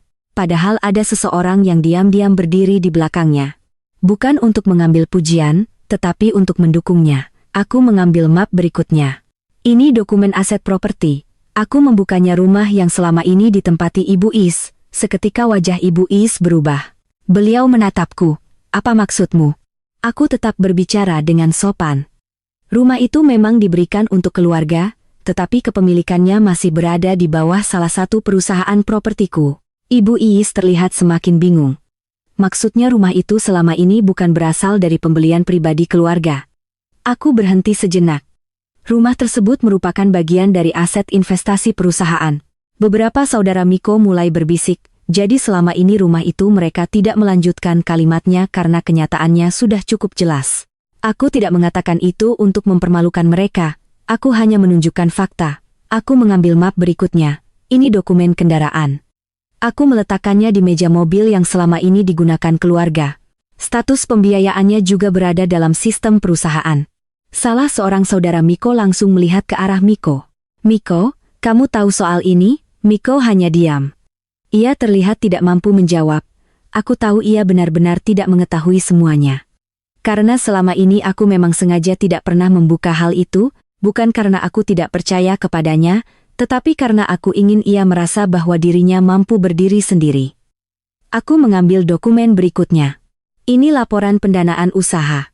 Beberapa usaha keluarga yang selama ini berkembang juga memperoleh bantuan modal melalui lembaga pembiayaan yang masih berada dalam jaringan perusahaanku. Ruangan menjadi semakin hening. Semua orang mulai menyadari bahwa banyak hal yang mereka banggakan ternyata memiliki cerita yang berbeda. Usaha yang mereka kira berkembang karena keberuntungan. Rumah yang mereka anggap sebagai hasil pencapaian keluarga. Kendaraan yang mereka gunakan untuk menunjukkan keberhasilan. Semuanya memiliki hubungan dengan bantuan yang selama ini tidak pernah mereka ketahui. Aku menatap seluruh keluarga Miko. Aku tidak mengatakan semua ini agar kalian merasa berutang. Karena sejak awal aku tidak pernah menganggapnya sebagai utang. Aku membantu karena kalian adalah keluarga. Kalimat itu membuat suasana semakin berat. Aku melanjutkan. Aku ingin Ibu Iis hidup nyaman. Aku ingin Miko merasa bangga bisa membahagiakan keluarganya. Aku ingin semua orang merasakan kehidupan yang lebih baik. Tidak pernah sekalipun aku berpikir bahwa suatu hari semua bantuan itu akan menjadi alasan untuk merendahkan orang lain. Tatapanku berhenti pada Ibu Iis. Beliau yang sejak tadi terlihat kuat kini mulai kehilangan ketenangannya. Tangannya menggenggam ujung pakaian. Wajahnya tidak lagi menunjukkan kebanggaan seperti sebelumnya. Del. Suara beliau terdengar lebih pelan. Aku tetap diam karena untuk pertama kalinya malam itu, Ibu Iis tidak sedang berbicara dengan menantu yang dianggap tidak memiliki apa-apa. Beliau sedang berbicara dengan seseorang yang selama ini telah membantu keluarganya. Aku kemudian menoleh kepada Miko. Mas, ia mengangkat wajah. Aku tidak pernah ingin kamu merasa kecil. Aku tidak pernah ingin kamu berpikir bahwa keberhasilanmu bukan milikmu. Aku tahu kamu bekerja keras. Kamu memang pantas mendapatkan keberhasilan itu. Aku berhenti sebentar, tapi aku hanya berharap satu hal. Aku berharap ketika kamu melihat seseorang yang sederhana, kamu tidak langsung menganggapnya rendah. Miko menunduk. Aku bisa melihat rasa bersalah mulai muncul di wajahnya. Aku tidak tahu apa yang sedang ia pikirkan. Namun malam itu untuk pertama kalinya ia mungkin mulai melihat sisi diriku yang selama ini tidak pernah ia kenal. Aku kembali melihat ke arah keluarga besar. Semua bantuan yang kuberikan tidak pernah bertujuan membuat kalian merasa lebih tinggi dari orang lain. Justru seharusnya membuat kita lebih mampu menghargai orang lain. Tidak ada yang menjawab, tidak ada yang tertawa, tidak ada lagi bisikan meremehkan, yang ada hanyalah keheningan. Beberapa saudara yang dahulu sering memberikan komentar tentang pakaianku kini hanya menatap meja. Mereka tidak lagi berani melihat mataku karena mereka mulai memahami sesuatu. Bahwa seseorang yang mereka anggap tidak memiliki apa-apa ternyata adalah orang yang selama ini membantu mereka memiliki banyak hal. Naura berdiri di sampingku sambil memegang tanganku. Ia melihat seluruh ruangan dengan wajah polos. Ia mungkin belum memahami semua dokumen dan angka yang ada di atas meja. Tetapi ia memahami satu hal, bahwa ibunya bukan seseorang yang pantas direndahkan. Aku membungkuk sedikit kepadanya, kamu baik-baik saja. Naura mengangguk. Iya, Bunda. Kenapa? Karena sekarang mereka tahu Bunda tidak pernah berbohong. Aku tersenyum kecil. Bunda tidak pernah ingin membuktikan apa-apa. Lalu Bunda hanya ingin semua orang belajar menghargai. Naura mengangguk pelan. Malam itu, seluruh keluarga Miko akhirnya melihat kenyataan yang selama ini tersembunyi. Mereka baru menyadari bahwa banyak kemudahan yang mereka nikmati bukan datang begitu saja. Ada seseorang yang diam-diam berdiri di belakang mereka. Seseorang yang selama ini memilih diam. Seseorang yang mereka hina karena melihat penampilannya. Dan orang itu adalah aku, Della, perempuan yang mereka anggap tidak memiliki apa-apa. Padahal selama ini akulah yang membantu menopang banyak hal dalam kehidupan mereka. Setelah seluruh dokumen terbuka di hadapan mereka, suasana ruangan berubah sepenuhnya. Tidak ada lagi suara tawa, tidak ada lagi percakapan penuh kebanggaan, tidak ada lagi tatapan meremehkan seperti ketika aku pertama kali masuk ke ruangan ini. Yang tersisa hanyalah keheningan panjang. Aku bisa melihat bagaimana setiap orang mulai memikirkan kembali semua kejadian malam ini, bagaimana mereka menilaiku, bagaimana mereka memperlakukanku, bagaimana mereka dengan mudah mengatakan bahwa aku tidak pantas berada di antara mereka, padahal tanpa mereka sadari, banyak hal yang selama ini mereka banggakan berdiri karena bantuan yang kuberikan. Namun, aku tidak ingin berhenti hanya pada pengungkapan. Aku tidak datang malam ini hanya untuk membuat mereka terkejut. Aku datang untuk mengambil kembali kendali atas sesuatu yang selama ini sudah terlalu jauh. Bukan karena marah, bukan karena ingin membalas penghinaan, tetapi karena aku harus menjaga sesuatu yang selama ini kubangun dengan kerja keras. Aku menoleh kepada Pak Arman. Pak, apakah tim legal sudah siap? Pak Arman mengangguk. Sudah, Ibu. Beliau memberikan isyarat kepada salah satu staf yang berdiri di belakang. Seorang perempuan membawa sebuah map tambahan. Ia meletakkannya di meja dengan hati-hati. Aku membuka map tersebut. Di dalamnya terdapat rangkuman seluruh kerjasama yang selama ini berjalan. Perjanjian investasi, kontrak pembiayaan, dokumen aset, perjanjian penggunaan fasilitas semuanya tersusun rapi. Aku memandang halaman pertama lalu aku mulai berbicara. Aku ingin menjelaskan sesuatu. Semua orang kembali memperhatikanku. Apa yang akan dilakukan malam ini bukan tindakan spontan, bukan keputusan karena emosi. Semua sudah dipersiapkan berdasarkan aturan yang berlaku. Aku melihat ke arah Miko. Semua memiliki dasar perjanjian. Semua memiliki ketentuan hukum dan semua dilakukan melalui prosedur perusahaan. Miko tampak semakin gelisah. Del, aku menatapnya. Iya mas, apa maksudmu? Aku menutup dokumen perlahan. Maksudku, mulai malam ini seluruh kerjasama yang tidak lagi sesuai akan dievaluasi. Wajah Miko langsung berubah, dievaluasi. Aku mengangguk. Iya. Aku kemudian memberikan instruksi kepada Pak Arman, mulai proses penghentian seluruh fasilitas pembiayaan yang masih berjalan sesuai isi kontrak. Pak Arman langsung mencatat. Baik, Ibu. Salah seorang saudara Miko langsung terlihat panik. Tunggu, penghentian bagaimana? Aku menoleh kepadanya, penghentian sesuai prosedur, bukan secara sepihak. Semua akan mengikuti isi perjanjian yang sudah disepakati. Ia terdiam. Aku melanjutkan. Apabila terdapat kewajiban yang harus diselesaikan, maka akan diberikan waktu sesuai aturan. Tidak ada tindakan yang melanggar hukum, tidak ada keputusan yang dilakukan tanpa dasar.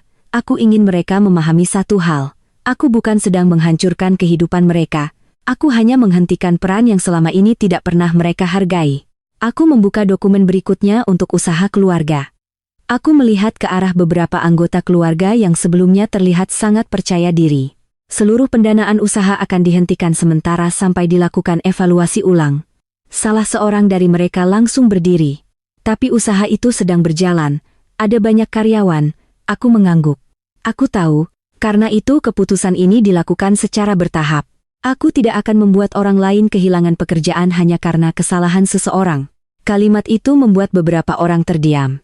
Bahkan dalam keadaan seperti ini, aku masih memikirkan orang-orang yang tidak terlibat. Aku melanjutkan, namun seluruh tambahan modal baru akan dihentikan. Perusahaan tidak akan memberikan pendanaan lanjutan sampai proses evaluasi selesai. Semua kembali diam. Aku kemudian membuka dokumen mengenai investasi. Selanjutnya, seluruh investasi pribadi yang selama ini masih berjalan akan dihentikan, sesuai ketentuan. Miko mulai terlihat semakin khawatir. Della, aku memandangnya. Apa? Kalau itu dihentikan, bagaimana dengan proyek perusahaan? Aku menjawab dengan tenang, perusahaanmu tetap bisa berjalan, tapi tidak lagi menggunakan dukungan yang berasal dari grup investasiku. Wajahnya berubah. Baru saat itu ia benar-benar memahami. Selama ini ia merasa berdiri sendiri. Padahal ada fondasi besar yang diamdi membantu menopang tempat ia berdiri. Aku tidak pernah mengambil keberhasilannya. Aku hanya melepas tanganku dari sesuatu yang selama ini kupegang untuk membantunya. Aku kemudian melihat dokumen properti untuk aset rumah. Ibu Is yang sejak tadi lebih banyak diam langsung mengangkat wajah. Apa maksudnya? Aku menjawab dengan suara pelan. Rumah yang selama ini digunakan keluarga masih tercatat sebagai aset perusahaan. Wajah beliau mulai berubah. Tapi kami tinggal di sana. Aku tahu dan aku tidak akan melakukan sesuatu secara tiba-tiba. Aku tetap tenang. Namun karena statusnya adalah aset perusahaan, maka akan dilakukan peninjauan kembali. Tim legal akan mengirimkan pemberitahuan resmi. Ibu Is mulai terlihat panik. Tapi itu rumah keluarga. Aku menatap beliau. Selama ini saya memberikan kesempatan keluarga menggunakan rumah tersebut. Bukan karena rumah itu menjadi milik pribadi. Beliau terdiam. Kalimat itu terdengar sederhana, namun cukup untuk membuat semua orang mengerti. Aku tidak pernah mengambil sesuatu yang bukan hakku. Aku hanya mengembalikan sesuatu yang memang berada di bawah tanggung jawabku. Aku kemudian membuka dokumen kendaraan. Untuk kendaraan operasional, aku menarik napas. Semua kendaraan yang masih berada dalam pembiayaan perusahaan akan masuk proses evaluasi kepemilikan. Salah seorang saudara Miko langsung melihat ke arah mobil yang terparkir di luar. Maksudnya mobil itu aku mengangguk prosesnya akan berjalan sesuai kontrak. Kepemilikan akhir akan ditentukan berdasarkan perjanjian. Tidak ada yang bisa membantah karena semuanya memiliki dokumen, semua memiliki tanda tangan, semua dilakukan secara resmi. Miko berdiri dari kursinya. Della, tunggu. Aku menatapnya. Apa, Mas? Ia terlihat kesulitan mencari kata-kata. Kamu serius melakukan semua ini? Aku terdiam sebentar lalu menjawab, aku tidak melakukan ini karena ingin menyakitimu. Lalu aku melakukan ini karena selama ini aku lupa menjaga batas antara membantu dan membiarkan diriku terus tidak dihargai. Miko menunduk. Aku bisa melihat wajahnya mulai berubah. Untuk pertama kalinya, ia mungkin menyadari bahwa masalah terbesar malam ini bukan tentang uang, bukan tentang aset, bukan tentang perusahaan, tetapi tentang bagaimana seseorang memperlakukan orang yang selalu berada di sisinya. Ibu Iis mulai menangis. Bukan lagi tangisan marah seperti sebelumnya, melainkan tangisan penuh ketakutan. Dela, aku menoleh. Kamu tega. Aku menarik napas panjang, Bu. Suara beliau bergetar. Kita keluarga. Aku mengangguk. Karena kita keluarga, saya bertahan selama bertahun-tahun. Karena kita keluarga, saya membantu tanpa meminta ampun. Karena kita keluarga, saya memilih diam ketika banyak perkataan yang menyakitkan. Aku berhenti sejenak, tapi keluarga juga seharusnya saling menghargai. Ibu Iis menutup wajahnya, air matanya mulai jatuh. Beberapa saudara yang sebelumnya sering menertawakan pakaianku kini hanya menunduk. Mereka mulai menyadari bahwa kenyamanan yang mereka nikmati selama ini ternyata memiliki harga. Bukan harga uang, tetapi harga rasa hormat. Aku kemudian mengambil satu map terakhir yang berada paling bawah. Map itu berbeda dari yang lainnya, warnanya lebih gelap, tidak banyak tulisan di bagian luar. Namun aku tahu isinya jauh lebih penting dibanding semua dokumen yang baru saja kubuka. Aku menyentuh permukaannya perlahan. Selama ini dokumen itu kusimpan bukan karena takut, tetapi karena aku berharap tidak pernah harus membukanya. Semua orang memperhatikan gerakanku. Miko menatap map tersebut dengan wajah penuh pertanyaan. Apa itu, Dela? Aku tidak langsung menjawab. Aku hanya memegang map itu erat karena di dalamnya terdapat satu kenyataan terakhir, sebuah fakta yang bahkan mereka belum pernah bayangkan. Aku mengangkat wajah dan untuk pertama kalinya malam itu, seluruh ruangan menunggu apa yang akan kukatakan berikutnya. Suasana ruang makan yang sebelumnya dipenuhi kemewahan kini berubah menjadi tempat yang begitu sunyi. Tidak ada lagi suara tawa, tidak ada lagi kebanggaan yang mereka tunjukkan, tidak ada lagi percakapan tentang siapa yang memakai barang paling mahal, atau siapa yang terlihat paling sukses. Semua perhatian kini tertuju kepadaku, kepada dokumen-dokumen yang masih tersusun di atas meja, dan terutama kepada kenyataan yang baru saja terbuka. Aku masih berdiri di tempat yang sama, tidak bergerak, tidak merasa menang. Karena sebenarnya aku tidak pernah menginginkan semua ini terjadi. Aku tidak pernah bermimpi suatu hari harus berdiri di hadapan keluarga suamiku dan menjelaskan semua hal yang selama ini kusembunyikan. Aku hanya ingin dihargai itu saja.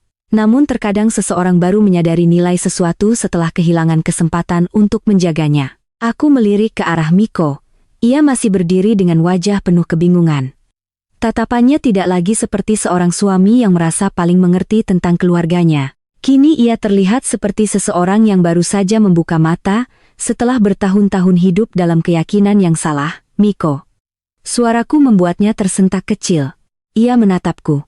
Aku bisa melihat banyak pertanyaan di matanya. Pertanyaan tentang mengapa aku diam selama ini. Pertanyaan tentang bagaimana semua hal yang ia anggap keberhasilannya, ternyata memiliki cerita yang jauh lebih besar.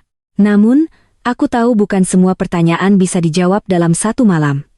Aku tahu kamu mungkin sulit menerima semuanya. Miko menarik napas. Del. Suaranya terdengar berbeda. Tidak lagi tegas seperti saat ia menyuruhku pergi. Tidak lagi penuh keraguan seperti ketika ia membiarkan keluarganya menghina aku. Kini suaranya terdengar seperti seseorang yang sedang mencari sesuatu yang hilang. Aku tidak tahu hanya 3 kata, namun entah mengapa terdengar sangat berat. Aku menatapnya. Aku tahu. Aku memang tidak pernah memberitahumu. Miko menunduk. Tapi kenapa? Pertanyaan itu keluar dengan suara pelan. Aku diam beberapa saat karena jawaban sebenarnya bukan tentang uang, bukan tentang perusahaan, bukan tentang aset. Aku ingin kamu percaya bahwa kamu mampu berdiri dengan kemampuanmu sendiri. Aku berhenti sejenak. Aku tidak ingin kamu merasa berhasil hanya karena ada seseorang yang membantumu. Miko terdiam. Semua yang kamu capai tetap hasil kerja kerasmu, Mas. Aku hanya membantu ketika ada kesempatan. Kalimat itu membuat beberapa orang di ruangan kembali menunduk, karena mereka mulai memahami perbedaan antara membantu dan mengambil alih. Aku tidak pernah menjalani hidup bersama Miko untuk menunjukkan bahwa aku lebih kuat. Aku justru ingin melihatnya tumbuh. Aku ingin melihatnya percaya diri. Namun yang paling menyakitkan adalah ketika seseorang yang ingin kita kuatkan justru membiarkan kita terluka. Naura masih berdiri di sampingku. Tangannya tidak pernah lepas dari tanganku. Sejak tadi ia diam. Namun aku tahu ia merasakan perubahan suasana. Aku menunduk melihatnya. Kamu capek? Naura menggeleng. Aku mau tetap sama Bunda. Aku tersenyum kecil. Kamu takut? Ia berpikir sebentar. Lihat Bunda. Aku tersenyum. Kenapa? Karena Bunda tidak menangis. Hatiku terasa hangat mendengar jawaban sederhana itu. Aku mengusap kepalanya. Kadang kuat bukan berarti tidak sedih. Lalu kuat berarti tetap melakukan hal yang benar meskipun hati sedang sakit. Naura mengangguk pelan. Aku tidak tahu apakah ia sepenuhnya memahami, namun aku berharap suatu hari nanti ia mengerti bahwa malam itu bukan tentang kekayaan, melainkan tentang harga diri. Di sisi lain, Ibu Sato masih berusaha mempertahankan dirinya. Beliau duduk dengan wajah yang berusaha tetap tenang. Namun, aku bisa melihat perubahan besar pada dirinya. Tidak ada lagi nada tinggi, tidak ada lagi tatapan merendahkan. Sesekali beliau melihat dokumen di meja lalu melihat ke arahku, seolah masih berusaha mencari celah bahwa semua ini tidak mungkin benar. Salah seorang kerabat akhirnya memberanikan diri berbicara. Dela, aku menoleh. Iya. Jadi selama ini ia berhenti, mungkin merasa malu untuk melanjutkan. Aku menunggu. Apa benar semua yang kita gunakan berasal dari bantuan kamu? Aku tidak langsung menjawab. Aku ingin memastikan mereka memahami sesuatu, bukan bantuan saya seorang. Aku melihat ke arah semua orang. Ada banyak orang yang bekerja, ada banyak pihak yang membantu perusahaan. Saya hanya memberikan kesempatan, tapi masalahnya bukan tentang siapa yang memberikan. Aku berhenti sebentar. Masalahnya adalah bagaimana kita memperlakukan seseorang setelah menerima kebaikan. Kalimat itu membuat ruangan kembali diam. Beberapa kerabat terlihat menyesal. Ada yang mulai mengingat perkataan mereka kepadaku, tentang pakaianku, tentang kehidupanku, tentang bagaimana mereka menilai aku tanpa pernah benar-benar mengenalku. Salah seorang perempuan yang sebelumnya ikut tertawa kecil saat aku dihina kini mendekat beberapa langkah. Del, aku melihatnya. Ia tampak kesulitan berbicara, mungkin selama ini kami salah menilai kamu. Aku hanya mengangguk kecil. Aku tidak membutuhkan permintaan maaf yang dipaksakan. Aku juga tidak ingin mereka meminta maaf hanya karena baru mengetahui apa yang kumiliki. Karena bagiku permintaan maaf yang paling berarti adalah perubahan sikap, bukan kata-kata. Perlahan suasana mulai berubah. Beberapa tamu yang tidak memiliki hubungan dekat dengan keluarga Miko memilih meninggalkan ruangan. Mereka berjalan keluar dengan wajah canggung. Mungkin mereka merasa tidak nyaman berada dalam situasi keluarga yang mulai terbuka seperti ini. Sebagian lainnya tetap tinggal bukan karena ingin melihat drama, tetapi karena mereka ingin mengetahui bagaimana akhir dari masalah ini. Namun, aku sendiri belum memikirkan akhir apapun. Karena bagaimanapun yang paling berat bukan menghadapi orang lain, melainkan menghadapi seseorang yang selama ini menjadi bagian terpenting dalam hidupku. Miko, aku masih seorang istri, ia masih suamiku. Dan di antara kami masih ada Naura. Aku belum mengambil keputusan tentang rumah tanggaku. Aku belum menentukan apakah semua yang terjadi malam ini menjadi akhir atau awal dari sesuatu yang baru. Aku hanya ingin Miko memahami. Aku ingin keluarganya memahami bahwa kesombongan bisa membuat seseorang kehilangan hal yang sebenarnya sangat berharga. Aku tidak ingin menghukum mereka karena tidak mengetahui siapa diriku. Aku hanya terluka karena mereka merendahkan diriku tanpa pernah mencoba mengenalku. Aku kembali melihat meja makan yang penuh hidangan mahal, makanan yang seharusnya menjadi simbol kebersamaan keluarga. Namun malam ini justru menjadi tempat terbukanya banyak kenyataan. Aku mengambil satu napas panjang. Kemudian aku berkata, aku tidak datang malam ini untuk menghancurkan keluarga. Semua orang mendengarkan. Aku juga tidak ingin membuat siapapun merasa kecil. Aku hanya ingin kalian memahami bahwa seseorang yang terlihat sederhana belum tentu tidak memiliki apa-apa. Dan seseorang yang memiliki banyak hal belum tentu lebih tinggi dari orang lain. Tidak ada yang membantah. Karena semua orang tahu kalimat itu benar. Aku kemudian menatap ia masih berdiri, nya penuh penyesalan. Untuk beberapa saat, kami hanya saling memandang. Aku tidak tahu apa yang sedang ia rasakan. Namun, aku tahu malam ini adalah pertama kalinya ia benar-benar melihatku. Bukan sebagai istri yang selalu mengalah, bukan sebagai perempuan yang dianggap biasa, tetapi sebagai seseorang yang memiliki perjuangan, impian, dan luka yang selama ini tidak pernah ia ketahui. Tiba-tiba Miko menarik napas panjang. Ia melangkah maju. Satu langkah, lalu satu langkah lagi. Seluruh ruangan kembali memperhatikannya. Ibu Iis menatap anaknya, beberapa kerabat ikut diam. Miko berhenti tepat di hadapanku. Untuk pertama kalinya malam itu, ia tidak melihat ke arah keluarganya, tidak mencari persetujuan siapun. Ia hanya melihatku. Del suaranya bergetar, aku tetap diam. Ia menelan napas sebelum akhirnya berkata, aku ingin bicara. Ruangan menjadi semakin sunyi. Naura memandang ayahnya, aku pun menunggu. Karena setelah semua kenyataan yang terbuka malam ini, mungkin inilah saatnya Miko mengatakan sesuatu yang selama ini tidak pernah ia katakan.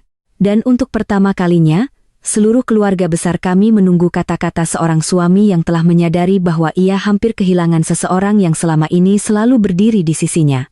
Miko masih berdiri di hadapanku. Untuk beberapa detik, tidak ada satupun dari kami yang berbicara. Ruangan yang sebelumnya penuh dengan suara perdebatan kini berubah menjadi tempat yang begitu hening, semua orang menunggu. Mereka ingin mendengar apa yang akan dikatakan Miko, begitu juga aku. Bukan karena aku membutuhkan alasan, tetapi karena aku ingin tahu apakah setelah semua yang terjadi, Miko benar-benar memahami kesalahannya atau hanya merasa kehilangan kenyamanan yang selama ini ia miliki. Miko menarik napas panjang. Della, aku tahu mungkin apapun yang aku katakan sekarang tidak akan cukup. Aku tetap diam. Aku tahu aku sudah membuat kamu kecewa. Suaranya mulai bergetar. Aku terlalu sibuk melihat apa yang orang lain pikirkan tentang keluargaku sampai lupa melihat orang yang selalu berdiri di sampingku. Kalimat itu membuat beberapa orang menunduk, karena semua yang terjadi malam ini memang bermula dari hal sederhana. Seseorang yang terlalu mengejar pengakuan dari orang lain hingga melupakan orang yang paling tulus mendukungnya. Miko menatapku. Dulu aku menikah denganmu bukan karena apa yang kamu punya. Aku menikah denganmu karena aku merasa kamu adalah orang yang paling memahami aku. Aku masih mengingat masa lalu, masa ketika Miko belum berubah, masa ketika ia masih menjadi seseorang yang selalu menggenggam tanganku saat menghadapi masalah, masa ketika ia masih merasa bersyukur atas hal-hal kecil. Namun perlahan semuanya berubah ketika kehidupannya mulai terlihat lebih baik. Ketika orang-orang mulai memuji keluarganya, ketika ia mulai merasa bahwa dirinya sudah berada di atas orang lain, aku tidak sadar kalau aku mulai berubah. Miko menunduk. Aku mulai mengejar penilaian orang lain. Aku mulai merasa harus terlihat berhasil. Aku mulai merasa malu memiliki istri yang sederhana. Kata-kata itu terasa berat, bukan karena aku baru mendengarnya, tetapi karena akhirnya ia mengakuinya. Aku tidak pernah meminta Miko menjadi sempurna, aku hanya ingin ia tetap menjadi dirinya sendiri. Miko, aku akhirnya berbicara. Ia langsung melihatku. Aku tidak marah karena kamu tidak tahu tentang semua yang aku miliki. Aku tidak marah karena kamu tidak mengetahui perusahaan atau asetku. Aku berhenti sebentar.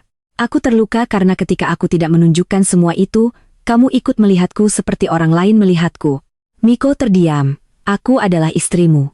Orang yang seharusnya kamu lindungi, orang yang seharusnya kamu dengarkan. Tapi malam ini ketika aku dipermalukan, kamu memilih diam. Wajah Miko langsung berubah. Matanya terlihat berkaca-kaca. Aku salah. Hanya 2 kata, namun keluar dengan penuh penyesalan. Di sisi lain ruangan, Ibu Is duduk dengan wajah yang tidak lagi sama seperti sebelumnya.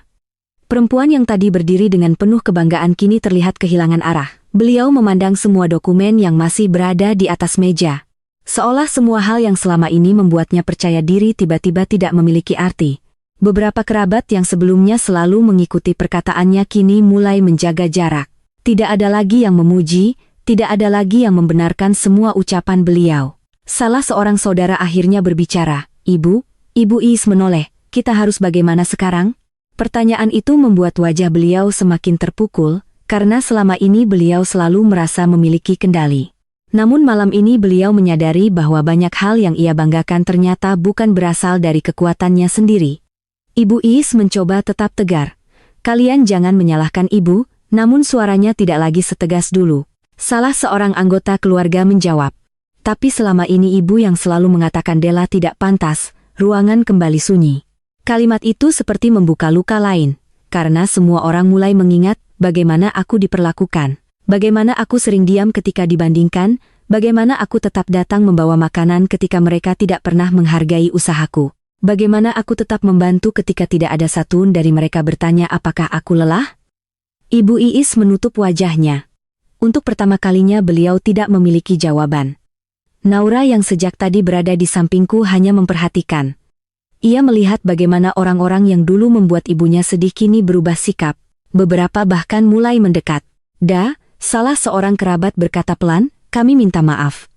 Aku menatapnya, aku menerima permintaan maaf kalian. Mereka terlihat lega. Tapi saya berharap permintaan maaf bukan hanya karena sekarang kalian tahu siapa saya. Mereka kembali terdiam. Karena jika suatu hari saya tetap menjadi Della yang sederhana, saya tetap ingin dihargai dengan cara yang sama. Tidak ada yang mampu menjawab, karena itulah inti dari semua yang terjadi. Nilai seseorang tidak pernah berasal dari jumlah harta yang dimiliki. Aku kemudian menatap Naura. Putriku masih menggenggam tanganku. Aku sadar bahwa malam ini bukan hanya tentang aku dan Miko, ini tentang contoh yang akan dilihat Naura.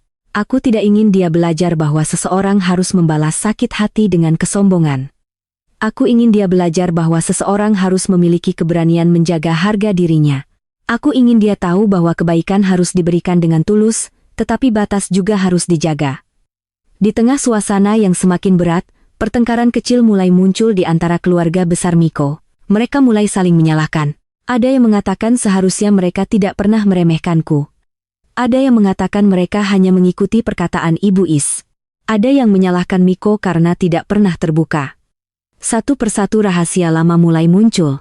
Tentang keputusan-keputusan keluarga, tentang cara mereka menggunakan bantuan yang diberikan, tentang bagaimana mereka selama ini membangun kebanggaan dari sesuatu yang tidak sepenuhnya mereka perjuangkan sendiri. Aku hanya diam melihat semuanya. Bukan karena aku menikmati keadaan itu, justru aku merasa sedih karena keluarga yang seharusnya saling menjaga kini mulai runtuh akibat kesombongan mereka sendiri. Aku kembali berbicara. Sudah, semua berhenti.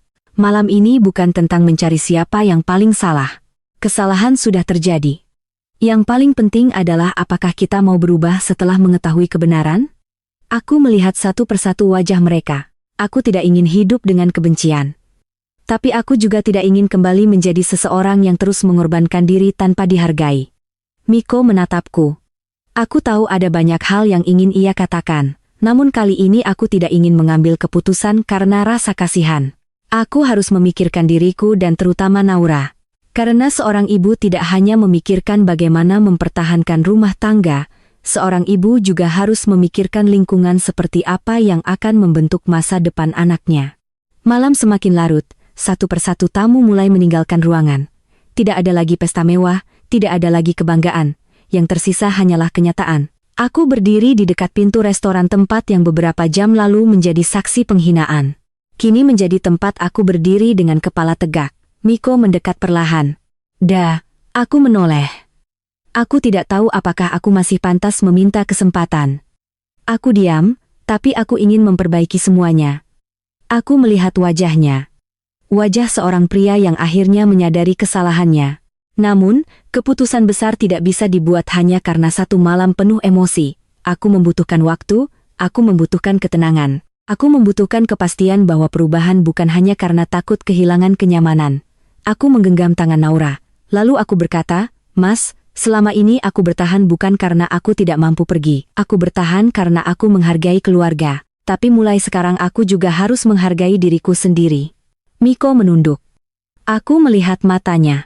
Untuk pertama kalinya aku melihat bukan kesombongan melainkan penyesalan. Namun aku masih belum memberikan jawaban akhir karena keputusan terbesar dalam hidupku tidak boleh dibuat karena tekanan. Aku harus memilih berdasarkan kebenaran, bukan berdasarkan rasa takut. Aku menatap langit malam dari balik kaca restoran. Aku teringat perjalanan panjang yang telah kulalui dari seorang istri yang selalu mengalah menjadi seseorang yang akhirnya berani berdiri untuk dirinya sendiri. Aku memahami satu hal. Kekayaan bukanlah ukuran kemuliaan. Seseorang tidak menjadi lebih tinggi hanya karena memiliki lebih banyak harta. Yang membuat seseorang bernilai adalah bagaimana ia memperlakukan orang lain ketika tidak ada keuntungan yang bisa ia dapatkan. Malam itu aku pulang bersama Naura, bukan sebagai perempuan yang kalah, bukan sebagai perempuan yang ingin membalas, tetapi sebagai seorang ibu yang sedang menentukan masa depan. Beberapa hari setelah kejadian itu, banyak hal mulai berubah. Perusahaan menjalankan seluruh proses sesuai aturan. Keluarga Miko mulai belajar menghadapi kenyataan baru. Ibu Is mulai menyadari bahwa penghormatan tidak bisa dipaksa, dan Miko mulai berusaha membuktikan bahwa penyesalan bukan hanya kata-kata. Waktu menjadi saksi apakah perubahan itu benar-benar tulus, sementara aku memilih melanjutkan hidup dengan lebih tenang. Aku tetap menjalankan perusahaan, tetap menjadi ibu bagi Naura, tetap menjadi perempuan yang sama. Hanya saja kini aku tidak lagi membiarkan siapapun menentukan nilai diriku karena aku sudah belajar. Kadang seseorang harus kehilangan sesuatu yang dianggap penting agar mereka memahami sesuatu yang jauh lebih berharga. Dan terkadang diam bukan berarti lemah. Diam adalah cara seseorang mengumpulkan kekuatan sampai tiba waktunya untuk berdiri. Untuk semua yang membaca kisah ini, semoga kita selalu diberikan hati yang lembut untuk menghargai orang lain. Jangan pernah menilai seseorang hanya dari pakaian, pekerjaan, atau keadaan yang terlihat, karena kita tidak pernah tahu perjuangan apa yang sedang disimpan seseorang di balik kesederhanaannya. Hargailah orang yang selalu berada di sisi kita. Sebab ketika seseorang yang tulus pergi, belum tentu kita bisa menemukan ketulusan yang sama untuk kedua kalinya. Terima kasih sudah mengikuti kisah Della sampai akhir. Semoga cerita ini memberikan pelajaran bahwa keluarga dibangun bukan hanya dengan harta, tetapi dengan rasa hormat, kejujuran, dan kasih sayang. Sampai bertemu di kisah berikutnya. Salam hangat untuk semuanya. Yeah.